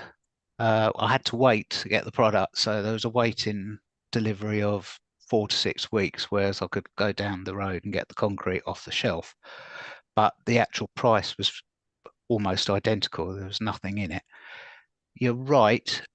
Some of the other products that I've showed you, the OCL product, whereas on a wearing course, I can probably buy it in probably £5 cheaper using normal techniques. But when you're paying £5 extra and getting carbon neutral, you have to say sometimes it's worth spending a little bit to get full value back. Definitely. I was just interested to know. Thank you. And I guess to follow up on Councillor Vickers' question, is that now like the go-to standard for those types of works? Will you use that product automatically if you have the same kind of job where it's suitable? That's the challenge I have, which John will support me on, is I would like to see it in the standard details, but I haven't got any control over the standard details drawings that are issued by West Berks. I know it's under review at the moment to use more recycled materials, but it seems to have stalled. So realistically, it would be the go-to material if it was specified in the standard drawings. Sorry, John, probably dumped you in there. Sorry. If there was a bus here, John, then I think. In fact, we are in the process of starting the review of the term contract because the current term contract is up for and in October 20. Well, we'll have to have a new one in place by October 2026. So as part of that review process, we'll be looking at the standard details and looking at more carbon or environmentally friendly versions of what we have at the moment. Just to add in there, there's nothing now that stops us using these materials. It's just that some people, because it's not the specified material, aren't overly keen on saying, I want you to use that material, if that makes sense. Okay, that's good. Thank you for that. I have one quick question. When you say recycled materials, certainly in the earlier slides, do you mean recycled as in product that's already been on a carriageway or a footway and just utilised? Yes, totally. It's what we would plane off as the existing surface, and it would be reutilised back into the products going forwad. And a bit of a follow-up to that one. I think I saw it in the news fairly recently around a local authority using plastic to fill potholes and patch. I'm not entirely sure of the benefits of that, but I'm just interested to hear your kind of opinion on that. I'm not sure which product you're talking about there, but where we looked at plastic, there have been quite a few different types of plastic surfacing sort of presented around. It looks good to reuse that plastic back into the roads. However, what you're doing is building a problem for the future because nobody's actually decided what you're going to do next time you have to resurface that road and it's got plastic in it. How are you going to actually segregate that and actually make what you can of recycling, or have you got to actually go down to landfill, which is the last? Effectively contaminating what's there, effectively, I guess. Stops you from being able to recycle it. That seems to be the general consensus at the moment, definitely. Thank you for that. Thanks, Babs. That's the last question. Thank you. I believe Vulcan repairs the potholes. We do. Let's start in the place. Good. You haven't mentioned any new machinery to do that quicker, more efficiently. Have you got anything in the pipe in terms of, because I've seen JCB come out with a vehicle that basically requires just one person then to fix the pothole. Is that something Vulcan's looking at and presenting to the council? So what I showed you today is what we're actually done. Yeah. The JCB Pothole Pro, I don't know how much you've seen of it, but you need quite a major road to actually use it in. So if you went down a housing estate, it's almost impossible to use because it's so large. So we're currently in conversation with a firm called Simex, who are Italian, and they've developed a 1 meter wide machine, which actually would, in effect, chew up the road and mix that existing product, and then you just come along and roll it and seal it, and then all in one process. Now that's in the early development stages. If we're fortunate enough and Simex choose us, West Berks will be the first first place in the whole of the UK to use that machine, and we're really pushing with that one. The other one is the tried and tested jet patcher, which Oxfordshire, Hampshire use, otherwise known sometimes as the dragon patcher. We have used that and we're willing to use that again where appropriate. The only thing that with that machine is it doesn't actually put any real strength back in the road because it's literally just throwing small stones and bitumen mixed up together. So there's no strength put back. It does seal the road, but it's not an effective long-term solution. It's more like a sticking plaster, if that makes sense.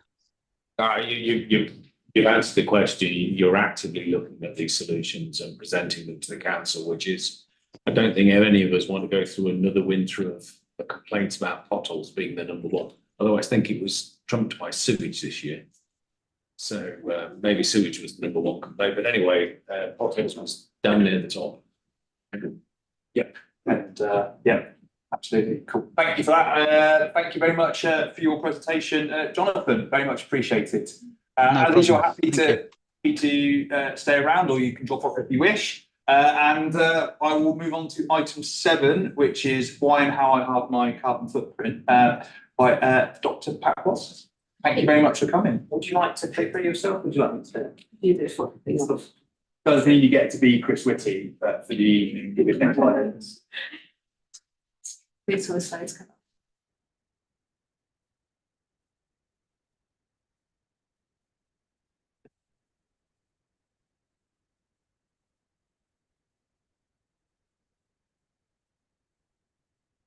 So I'll start with why I have my carbon footprint.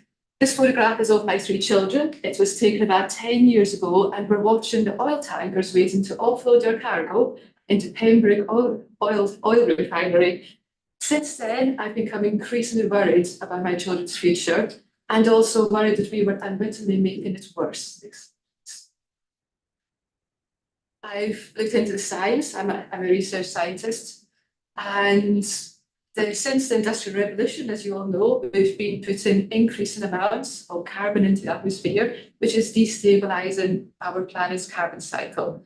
We need a stable carbon cycle for a stable climate, which in turn we depend on for our ability to produce food, access fresh water, and live in safe houses. If we carry on as we are, then within my children's lifetime, we are going to create conditions which humans have never experienced before. Humans only evolved 300,000 years ago. So in 2015, we had the Paris Agreement, which is where all the countries in the world come together and aim for net zero, which is where we try to bend that red vertical line to a more stable horizontal green line. And as part of that, we need to halve carbon emissions by 2030. Next slide, please. So if I was going to try and reduce my carbon emissions, I need to know a bit more about it. We can't see carbon in the atmosphere, unlike the sewage in the rivers. I live near the River Lambourne. For our everyday activities, we measure carbon in kilograms. Burning about half a litre of petrol produces about 1 kilogram of CO2, which is the size of a large gym ball. So, for example, if you fill your car with 30 litres of petrol, you're going to be emitting 60 of those gym balls as you drive around. If you consider a typical evening, if I were to drive home now in a petrol car 10 miles, I might have a cheeseburger and a glass of milk, I might read a book, I might have an electric shower, change into my pajamas, I could easily emit 10 of those gym balls without doing anything out of the ordinary.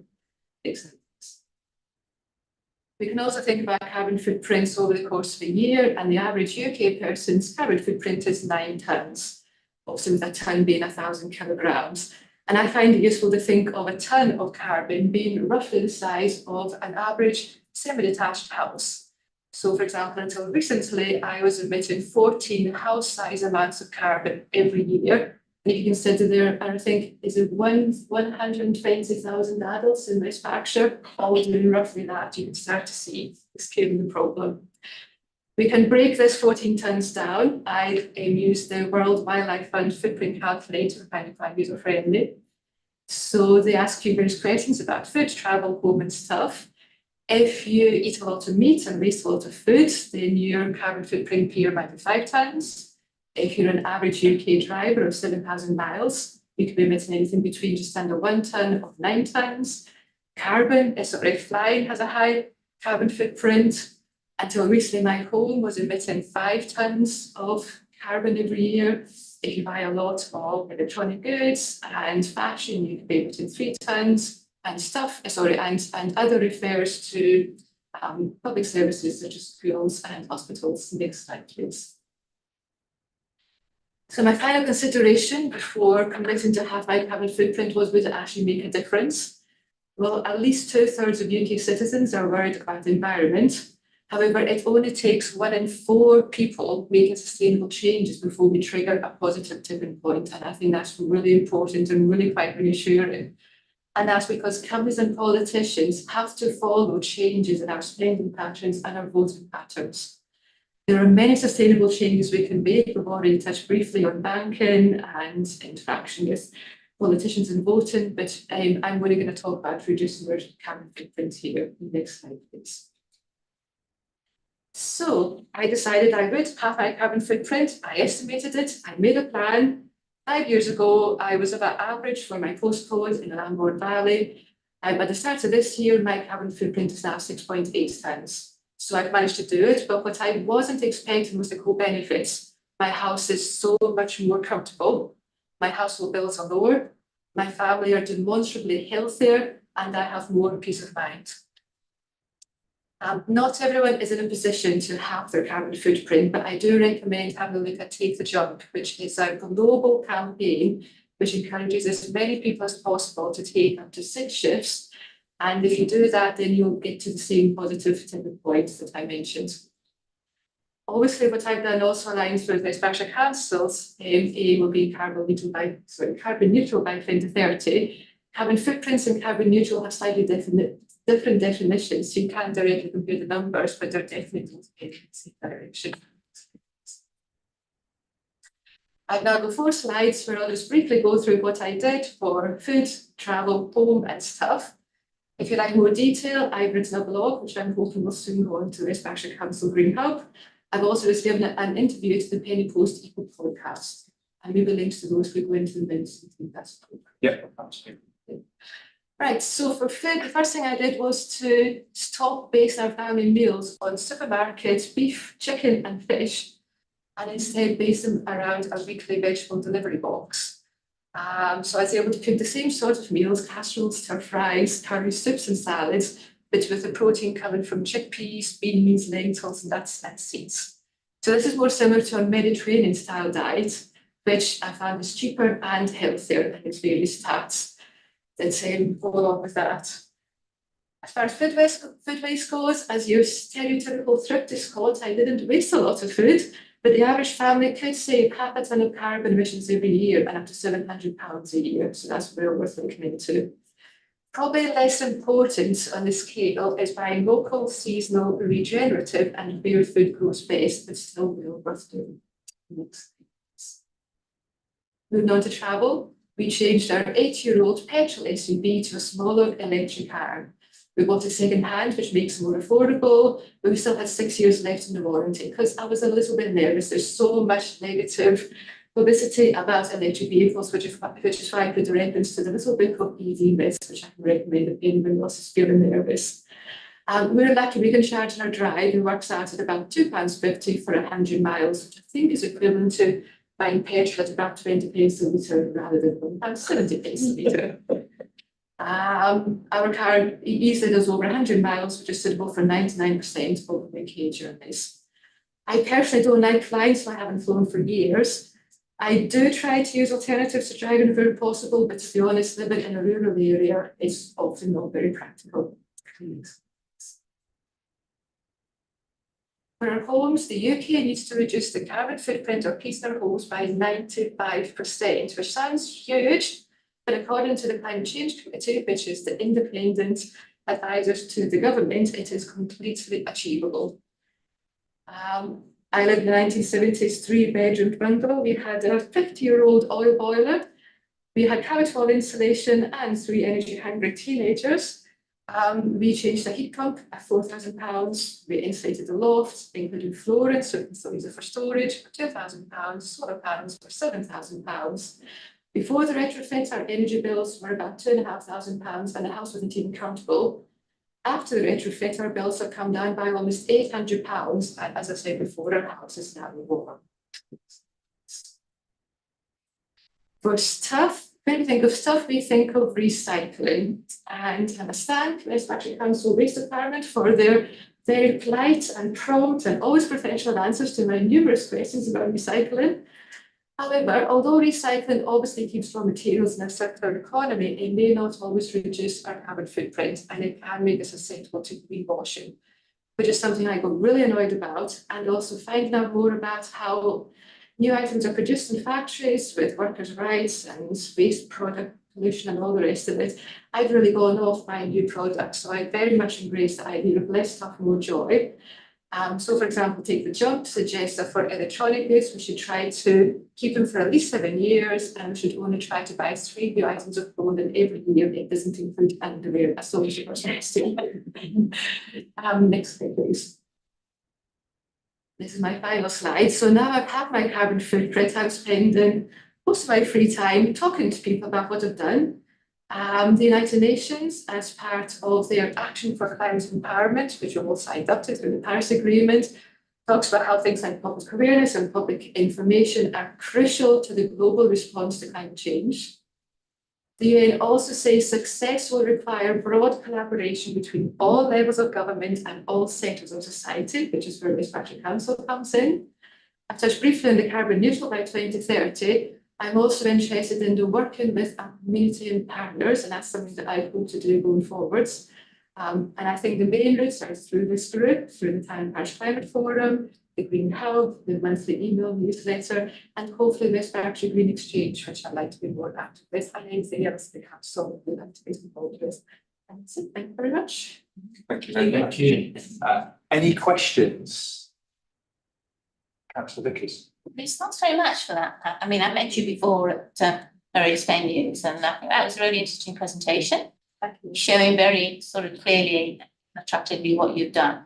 I mean, a lot of people are moving your way, but it's good, you know, to sort of to hear comprehensively what you've done. I think I've talked to you before about the greening campaign, which this council supported some years ago now, 20+ years ago.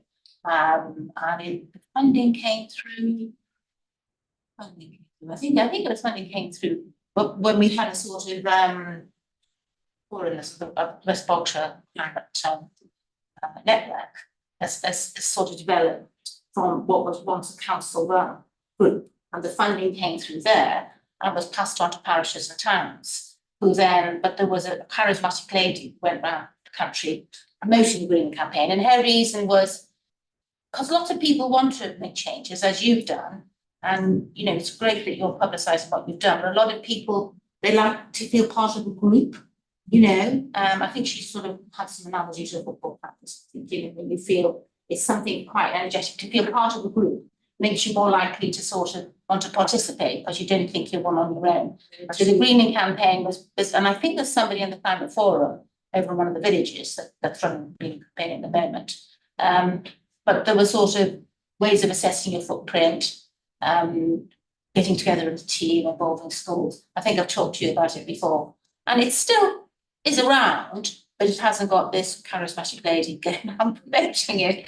But it's very much sort of, this is what you can do, and let's get together as a group. But it had a very sort of systematic way of doing it. So I did briefly the greening campaign. You need to do that in partnership with your town and parish council. I went along to one of my parish council meetings to see how they feel. They didn't specifically talk about that. And I said, what can you do to support me with what I'm doing? And they said, we don't know. Yeah. And I said, have you received any training to help you with the climate and ecological emergencies? And they said, no. So they then suggested that I go off and do some research. So I'm now working with my parish council. But I do feel as if it would come much better from someone like West Patrick Council rather than from. I don't see why it has to be the council. It's just a way of getting the funding through. It could be a group of like-minded people. I think they recommend through the council. The last time I went to the website, it was actually hard. We had to just to generate funds. Anyway, so it's just trying to increase public awareness. Yeah. I spent quite a lot of time talking to people. I take us all around repair campaigns. Around the food market, and a lot of people really don't know what to do. Although people are worried, they're not sure which direction to go in. And I do think there's a real need for, as the UN has identified, education, training. Thing, which is what Spread of the Rainforest is doing, which was absolutely fantastic. That was amazing, wasn't it? Yeah. Thanks. I'll take Councillor Tony Vickers. Thank you, Chairman, and thank you very much, Pat. Yes, like Martha, I've met you before, and I'm glad that you've given that excellent presentation. The figure that struck me as quite surprising, not totally surprising, but quite surprising in its extent, is that you say the carbon footprint of people living in rural areas can be about 50% higher than the carbon footprint of people in urban areas. Now, not surprised it's a bit higher, but my question really is, which area do you think this extra increase in footprint arises? And particularly, does it arise because many people living in rural areas are actually working in urban areas, and so they have an additional commute, which has to be by private car? Or is it more the reverse, that the facilities that you need are absent in a rural area? You know, the shops are closed, you have to drive to get to the shops. And what would you do about it? What would you be, say, your top 3 things that you would like to do to level out the playing field between the carbon footprint of rural dwellers and urban dwellers? You're right. So people living in the Lambourne Valley have a 40% higher carbon footprint than people living in Newbury, and that's directly down to travel and homes. So we tend to obviously drive more miles because we have to travel far to get to the shops, even the schools, because we all choose the best school for our child, not necessarily the school that bus goes to. So electric cars are absolutely the thing that you can work on for travel. People living in rural areas tend to have better access to driveways for charging, but they also tend to like driving larger cars because they feel safer on the country roads. Trying to, I suppose, with the public are saying this, reduce the speed limits, make the roads safer, and really promoting electric car use. For homes, it's because we tend to live in detached houses, often older, that insulated, heated with oil. So heat pumps there are again really important. There's a lot of resistance to people taking up heat pumps because they think because their house is older, they can't insulate it. And in fact, the Environmental Action Team have been doing some work with the Heat Pump Federation. So there are ways forward, but again, it's getting good quality information out there, which we don't see in a lot of our newspapers. Well, politicians. That's very helpful, and I'll take that away and think about it, because as Adrian in particular knows, but I think all of us know, we've been talking about this idea of viable villages, and for social reasons and for mental health reasons, I think many of us think that we need to sustain some sort of development to sustain the communities that you have in rural areas, but we don't want to do that at the cost of tackling climate change properly. So thanks for your contribution.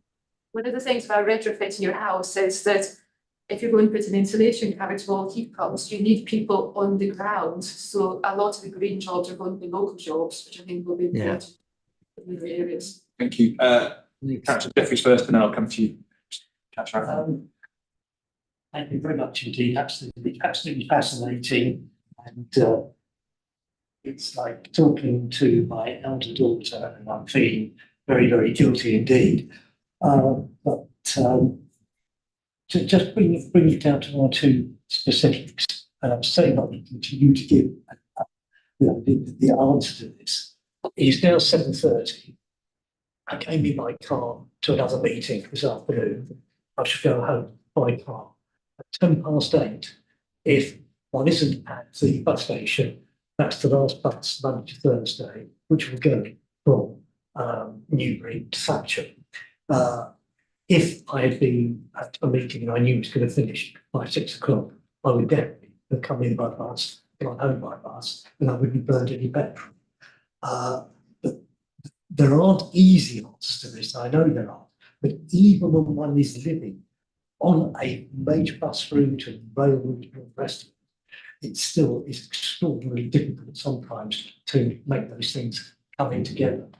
The other thing I was going to say was, this is absolutely not any other kind of question than would you please come to Thatcham Town Council and present the same thing at the Town Council. You'll find a Town Council where staff are committed to recycling, the members are committed to recycling, and it is so much is about knowing what to do and to how to go about doing it. And you would be very, very welcome if you'd be kind enough to spare us a bit of time. I'd absolutely love to. I would like to talk to any other group of people because I spent 4 years researching this. I've reduced my working hours, so I'm actually earning less money so I can do this. Because I thought, what's the point of me saving to try and help my children get on the property ladder if their house is going to get bloody burned down, whatever else. So yes, I'm extremely pleased to talk to anyone. Thank you. Catherine. Yeah, thanks very much, Jim. Big believer in what you've done. I think I've done it myself as well, but I haven't got the maths to handy, which is the question to you really. When I've gone and tried to deal with my footprint, it's involved me spending a fair bit of money, whether it be solar panels, whether it be batteries, whether it be an EV car. Yeah, it's pay. Like yourself, I'm on the, I think of myself in the countryside, although I'm actually only 2 miles from town. It's on that border between. So I'm oiled. The heating is oil. So one of the big changes I haven't made yet, which I'm thinking of making, is the change to heat pump. But the problem is, when I look at that, and I look at the radiators that are existing, have you got the kind of calculations handy that says, okay, you didn't mention changing your radiators, but did you have to when you went to heat pumps, or were you able to stick with what you did? It's really something we can talk specific details at times. Yes, but what I'd love to see in that presentation is the cost associated with achieving the 50%. Because if we've got to do 1 in 4 people to get the government, if you like, to change. 1 in 4 people doesn't need to be halving your carbon footprint. So take the job doesn't involve any upfront cost, which is great. Yeah, understand. All I'm saying is, what would be really useful is to put some numbers against what you've done already, because you probably have all those numbers. That's a really good resource. Spin Binland, who's the chair of Heat Pump Federation, he gave a talk. He's called Bean Binland. He's the chair of Heat Pump Federation. He gave a talk in Hungerford in January, which has been filmed. Yes, that's right. So you go into their website, and he goes into a lot of detail, a lot more than I can, because I'm a biologist, not a physicist. I'm a physicist. I know. So maybe we can help each other out, but you know who I am. It's on a bit of paper. I'd love to have a proper chat about maybe enhancing with some of my own bits and bobs what you're doing to get the message out there. Thank you. Councillor Albert. Thank you, Chairman, and thank you very much. Great presentation. I think that first slide where you talked about human evolution in 300,000 years and the impact of carbon is probably one of the tightest, most eloquent explanations and all of that I think I've ever seen. So congratulations on that. Thank you. I've worked on it for a long time. I had a heat pump installed last week, which was very exciting. So I can talk to you about that as well. So I'm very conscious that with my house, it's very small, it's very well insulated, and it's got underfloor heating. So it was perfect for a heat pump. I think what we probably need to do as a council is look for some more case studies of larger houses where they have had bigger problems. Because I could, expound endlessly, and so it's a great thing to do, but I recognise that my house is very different to a lot of other people's. But I know that John Down and the heat guys have been really good. I've been talking to John for a year now to pick his brains about the heat pump and make sure, I've got my ducks in a row. But yeah, I think we need to find some case studies of a typical house and how much it costs to get an air source heat pump installed and overcome some of the myths around it. I am very conscious that we've had these various national schemes, Eco3, Eco4, etc. The council were promoting sustainable warmth a while ago. I only heard from people that sustainable warmth did not work for because they wanted to get their EPC rating upgraded and get some more insulation. And they were told it's not really going to work for your house. And by the way, your EPC rating is now worse now that you've done a heat assessment. So it all went a bit pear-shaped, but you don't hear from people for things that work. You hear from people if things go wrong. So what I'd be really interested to know from the council is who benefited from sustainable warmth?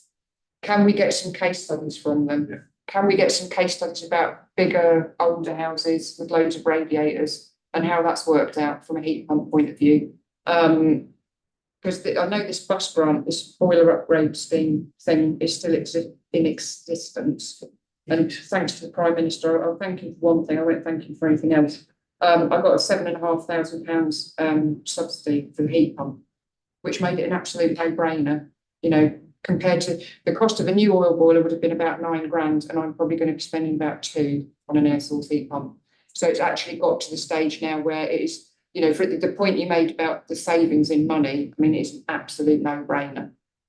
But I recognise that some houses are bigger and it's not as easy as that. So yeah, I beg you, some case studies. How did sustainable warmth go? Did anyone get what they wanted out of it? How can we promote eco for more to people? Because I think a lot of people aren't aware of it and they are just a bit confused about what they can get out of it. But thank you very much indeed for your presentation. Thank you very much. Got a couple of questions over here. Just on that point, is that there's lots of inequalities that people don't have money to do anything. So like if they do something on their houses, what is the council going to do to help that? What's the work apart from in New? There's quite a few different areas where people have bigger houses and really can't afford to do anything. I mean, some things like you said that there are small things that people can do to make things better. My other question was actually a very selfish question. My family don't live in this country, so I fly quite a lot. And I've got my carbon footprint is actually quite good, but my flight is, you know, what can I do to stop that? Because I just no holographic parent and say, oh, just and that flying is really hard. I have a family abroad, I don't even enjoy flying, so for me it's easy. Yeah. And we have a lot of discussions in the climate community about how we talk about flying, and you just can't. If you have a family abroad, you want to go and see them.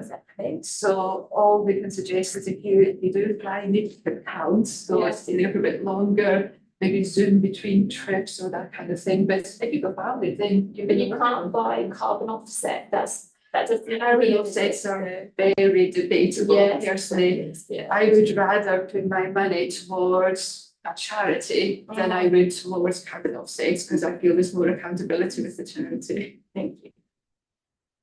So yes, what is the council doing for the inequalities and people can't to do things to make their houses better? Thank you. It's something that concerns us a lot because often even where there are subsidies, you need people to get over the hump to have some money to start off with. So often it's those who get more of the help, whether it's solar panels or heat pumps. So what we try to do is to work through our industry networks to try and influence the criteria that the government sets for applying for some of these grants.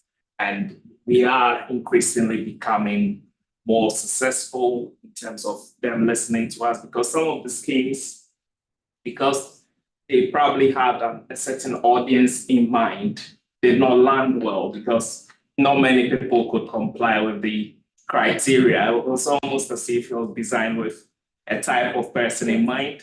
So we are hoping to lobby a bit better and ensure that those who need help the most, those who are struggling the most can access future funding help.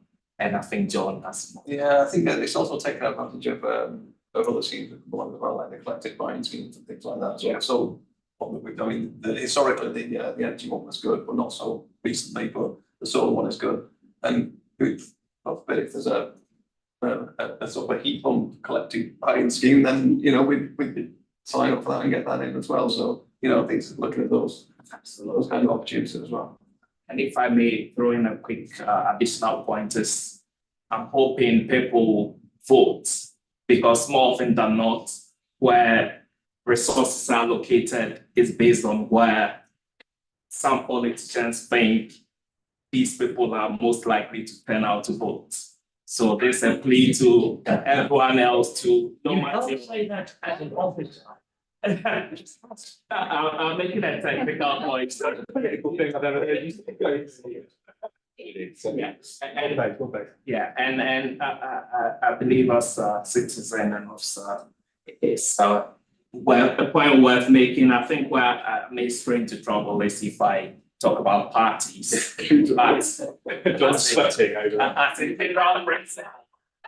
Yeah, I hope people vote whenever they get the opportunity. There are two national campaigns which are linked to voting for climate. So Greenpeace do one where they don't tell you who to vote for, they just say you should vote. And you can download a poster which you can display in your front door and it just says vote for climate. And then there's another campaign called Vote for Climate, and they will tell you who to vote for. So that may not be the recommended the best action. So the issue we face with levelling up, to use that whole term the Conservatives have come up with, is one of CapEx versus OpEx. Capital expenditure versus operational expenditure. A householding works exactly the same. I've got no capital, so therefore I can't invest to get the operational expenses, the saving in the bills going forward. So actually, what the government and what the council could do, because they have access to cash, which others don't, is to create an OpEx scheme where people could come along and say, okay, I haven't got the money, but I'll pay it back from my savings that I make. So you don't get the whole bill saving that you just demonstrated there, but you get half it or a third of it or something. And that's why it's really important to put what's the time, the payback time on each technology installed, because then you can create your OpEx, or your money lending scheme, if you like. It sounds terrible that way, but essentially what we're talking about is those that have got access or can print cash can go, don't worry, we'll make sure it's dealt with. There's So two you- comments on that, if I remember two. The first is that in Scotland, where my brother lives, they've got a scheme like that. They put sacred double glazing into their big tenement flat. Yeah. My brother's got a degree, and so Right. you need a degree to fill out the forms. How you implement it is a different thing. And then even another point, I'm not sure this was going to say or not, but we often talk about the cost of living crisis. I personally don't think it's a cost of living crisis, it's an inequality crisis. And I think that matches with what you just said. Yeah, it's just how you can access money. The rich can always deal with it first because they've got money to spend. Which is why they're less worried about it, because Well, so it's why Fitz generally went a certain way, because people had, they remember the Fitz tariff when solar was now. Those that had loads of money went, well, I'm going to make even more money for it straight away. And they got all the advantages. I'm going to draw this to a close, but I will say that I remember when I moved houses, I moved out from my parents 5 years ago, and I actually had to go away from using it. This was about 15 years ago. To go away from a green tariff because it was more expensive than using a non-green tariff. But as a new household, I didn't have a choice. It was either that or not be able to afford to live, independently away from the nest, if you will. So I absolutely do think, inequality and climate change are things that are intrinsically linked. We talk about migration at the moment, but now straying way out of the purview of the council. But think of those countries around the world that are going to be most impacted by climate change. And it's those that are, even less equal than our own. So I think drawing that to a close, it is important. And I think touching on kind of Kofi's points earlier on, I think it is important that climate is not a culture war, and we need to make sure that we all own our responsibility and do our bit. And I think the calculator, just by doing the calculator exercise for the carbon footprint, is an educational tool in itself. So I would definitely advise, if you've not done it, go away and do it, because it will trigger some changes. And even if everybody just changes them, modifies their behaviour ever so slightly, it will make a difference. And it is important. And I think going back to the topic around the council and what it can do, I think Kofi and John have touched on it beautifully, that a lot of the funding we get, it's hand-to-mouth grant funding. And I will bang on about this until the day I die, that give local government the money to do the job properly. And, we're closest to the ground. We can help tackle this inequality if we're funded properly and have the opportunity to do it and resource to it. Everything's a bid. It's either households bidding, or it's us as a local authority bidding against others as well, don't forget. So you're then pitching less affluent councils against more affluent councils, less affluent populations against more affluent populations. So there is inequality even in that bidding process. So funding local government properly would allow us to be more agile. It would allow us to get to where the issues are and help to tackle them. That would be my plea. And again, use your votes to choose those parties that believe in localism. However, in the circle of influence that we do have currently, it's about giving the opportunity to make people make the right decisions. And for me, at the moment, that very much looks like increasing the EV charge points that we have around, to allow people, like I don't have off-street parking. I don't have anywhere to charge cars, so therefore, and I work in a very rural place, unfortunately. So I don't really have much opportunity to change to an EV. So I think that's where another thing that I see us working to do is to offer that opportunity to people that are really trying to ramp up and scale that up, which we are doing. But there's also a lot of national infrastructure challenges that link into that. So it is a challenge, but I think that's where we need to do our bit, and that is around doing what's within our circle of influence, within the powers that we do have, within the funding that we do have to deliver that. It's a quick one, Mark. Just a quick one. I was just going to say, I mean, I think Pat's presentation was very good, and I wondered whether we could. She said she's in her own time introducing her house, going around and talking to groups, etc. Whether we as a council can support her in any way, whether it's with Ramp for her work. So I think she's a good ambassador, and we've talked about, all right, there's the big things the council can do, and there's the big things that some people can do, and there's the, not everybody can do these big things, and it's the little changes, and I think some of which I've talked about. So we can support them in some way to get out there and be an ambassador. I think that would be another way that we could actually help promote.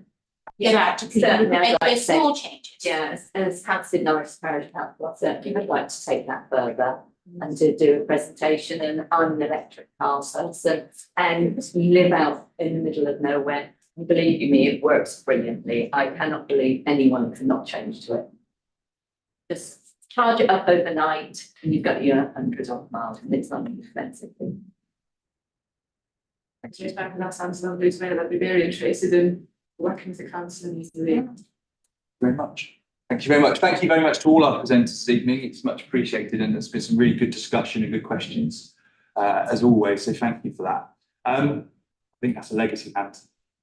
I'm going to wrap up anyway, because it's 10 to 8. So item 9, ever so quickly, is any other business. Is there any other business around the table from anybody and the virtual table? No. Marvellous. Okay, thank you for that. And then in that case, sorry, just under AOB, but it is a follow-up if we do wrap up. There's a number of good actions that have come out this evening, so we'll make sure they get added to the action log.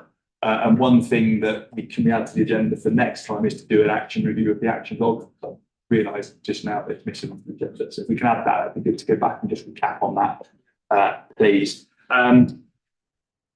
Yeah, cool. That was it really for me. So the date of the next meeting, item 10, it is Tuesday, the 22nd of July, 2024. Actually Monday, I think. That is Monday. Did I say Tuesday? It is my bad. Oh, sorry. Yeah, Monday, the 22nd of July, 2024. And with that, thank you very much for everyone attending. Thank you to those that presented. Thank you to those online, and thank you to all those that have taken time out to come along and watch either in person or. Thank you very much. Yeah, it was my fault because I was away.